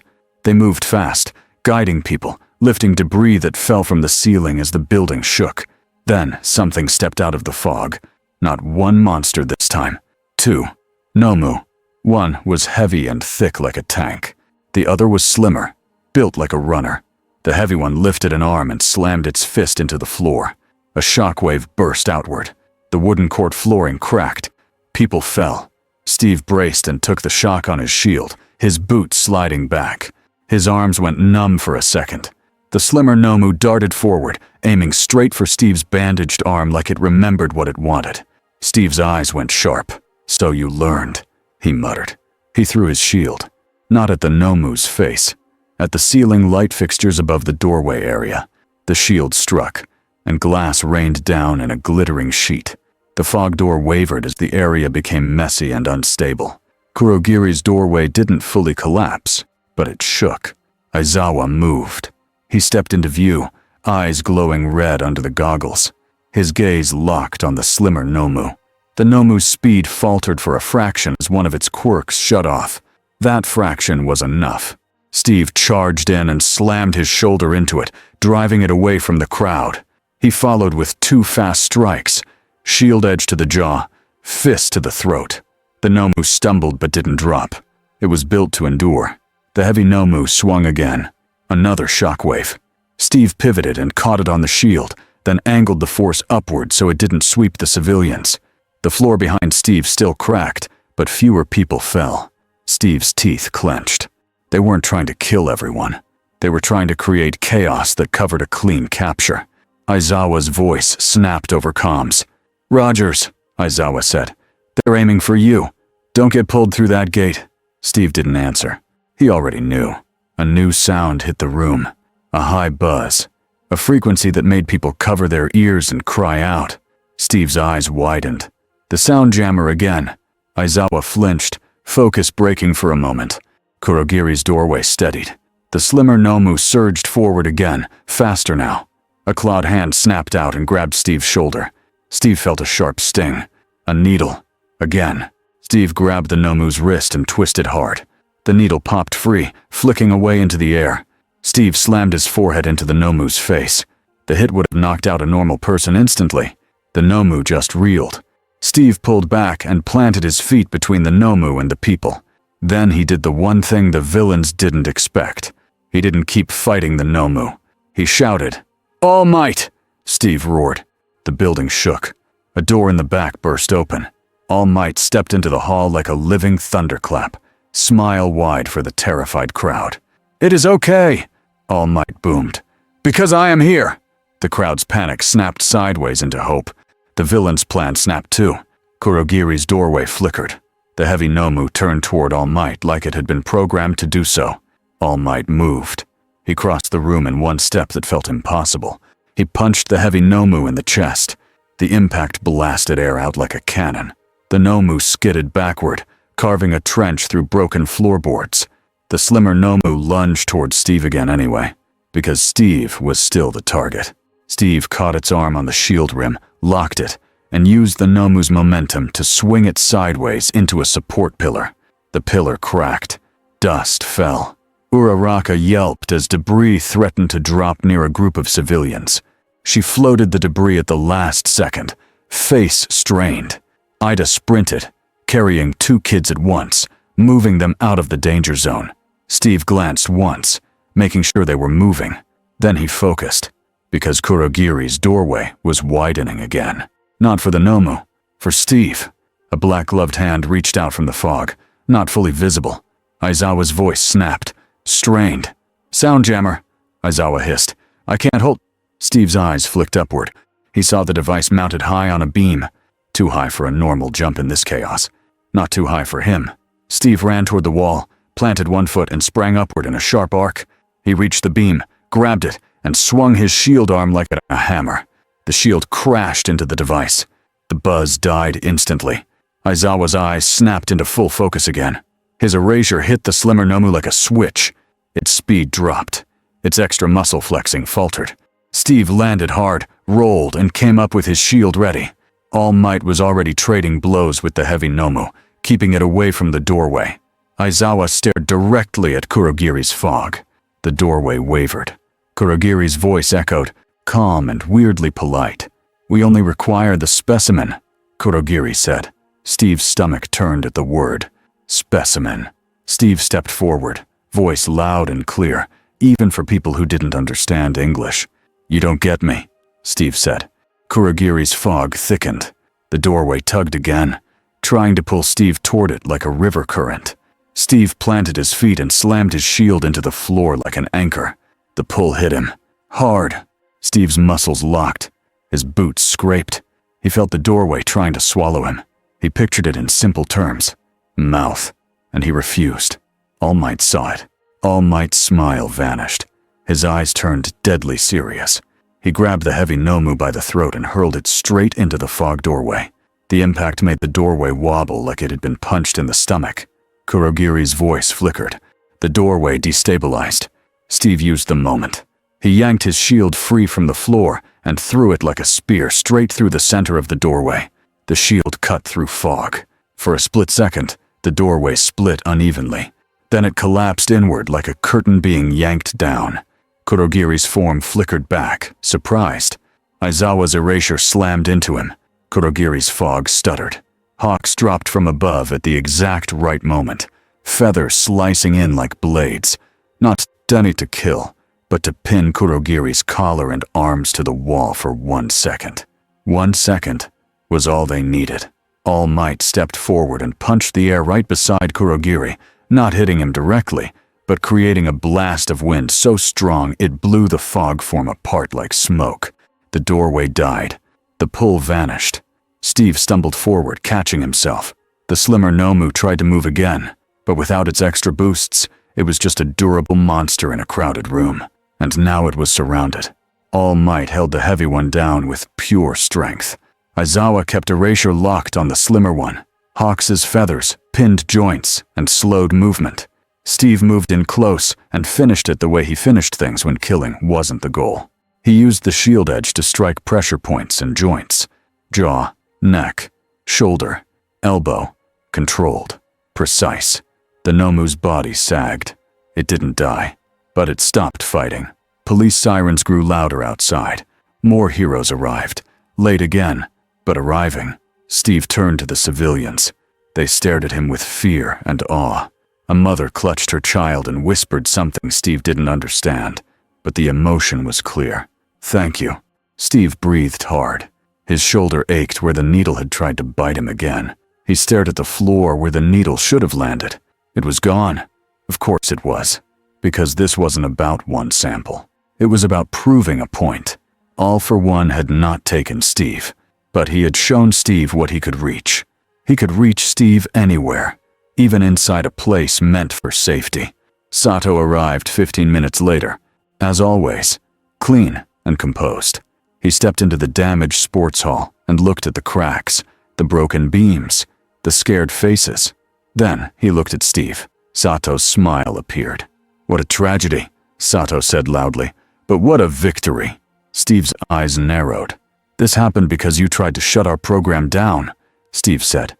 Not loud, but sharp enough. Sato's smile didn't change. "We tried to protect the public," Sato said. "And you moved the program anyway." Steve stared at him. "You used safety as a leash," Steve said. Sato's eyes hardened a fraction. "And you used civilians as bait," Sato said quietly. "Only for Steve." Steve's chest tightened with anger. "I didn't bait them," Steve said. "I baited me. I brought backup. I planned. I protected them." Sato leaned closer. "And now," Sato whispered, "your program is officially a security risk. We will take control of it." Steve's hands clenched. All Might stepped between them again, voice calm but heavy. "No," All Might said. Sato blinked. "Excuse me?" All Might's smile returned for the cameras at the door, but his eyes were firm. "UA will oversee community readiness," All Might said. "We will coordinate with rescue heroes. We will not shut it down." Sato's smile became thin. "You are overstepping," Sato said. All Might's voice stayed warm, but it carried steel. "I am a hero," All Might said. "That is my step." Hawks leaned against a broken wall, pretending to look bored, but his eyes watched Sato carefully. Aizawa stood nearby, scarf still, gaze flat. Sato read the room. For once, Sato's smile wavered. Then it returned. "Very well," Sato said. "For now." Sato turned to leave. As he walked away, Steve spoke, loud enough for Sato to hear. "I won't be owned," Steve said. Sato didn't turn back. He just lifted a hand in a small wave, as if saying, "We'll see." That night, after the police reports and the cleanup and the frightened parents going home, Steve sat alone on the steps outside UA. His shoulder was bandaged again. His shield sat beside him, scratched and dusty. All Might sat down next to him, quieter now, like the man instead of the symbol. "You refused the offer," All Might said, as if he already knew. Steve stared at the dark sky. "Yes," Steve said. All Might nodded slowly. "Good," All Might said again. Steve's voice went low. "He said he would make peace," Steve said. "His kind of peace." All Might's hands tightened. "That man," All Might said softly, "does not understand what peace is." Steve exhaled. "He understands it," Steve said. "He just doesn't care." All Might looked at Steve's shield. "You're building something," All Might said. "Not a brand, a backbone." Steve didn't smile. "I'm trying," Steve said. All Might's eyes softened. "That is enough," All Might said. "For now." Steve looked at the school walls, the lights, the quiet. Then he said the truth he hadn't said out loud yet. "I don't know if I'll ever go home," Steve said. All Might's voice was gentle. "Then we make here worth staying," All Might said. Steve nodded once. The next day, Steve returned to the sports hall that had been attacked. It was being repaired. Civilians were there again, hesitant but present. They came anyway, because fear didn't leave just because you wished it away. It left when you stood up in front of it together. Steve picked up a marker and wrote on a new board. Plan, practice, protect. Then he turned to the room. "Okay," Steve said. "We start again." Later, when the world got quieter, Steve found a rooftop. UA's roof was higher than most buildings nearby. The wind was strong. The city lights looked like scattered stars. Steve stood at the edge with his notebook open, writing short lines in neat letters. Not poetry, just facts. What worked, what failed, what needed improvement. Footsteps came behind him. Steve didn't turn right away. He already knew the steps. Midoriya. Midoriya stopped a few feet away, trying not to intrude. "Mr. Rogers," he said softly. I wanted to check on you." Steve closed the notebook halfway but didn't hide it. "I'm okay," Steve said. Midoriya nodded, then hesitated. "Can I ask something?" Midoriya asked. Steve glanced at him. "Go ahead," Steve said. Midoriya took a breath. "When that villain offered you something," Midoriya said, voice quiet, "did you want it?" Steve stared out over the city for a moment. He could lie. It would be easy. He didn't. "Yes," Steve said. Midoriya's eyes widened slightly. Steve spoke simply, because simple was honest. I wanted to go home, Steve said. I wanted the years back. I wanted the people back.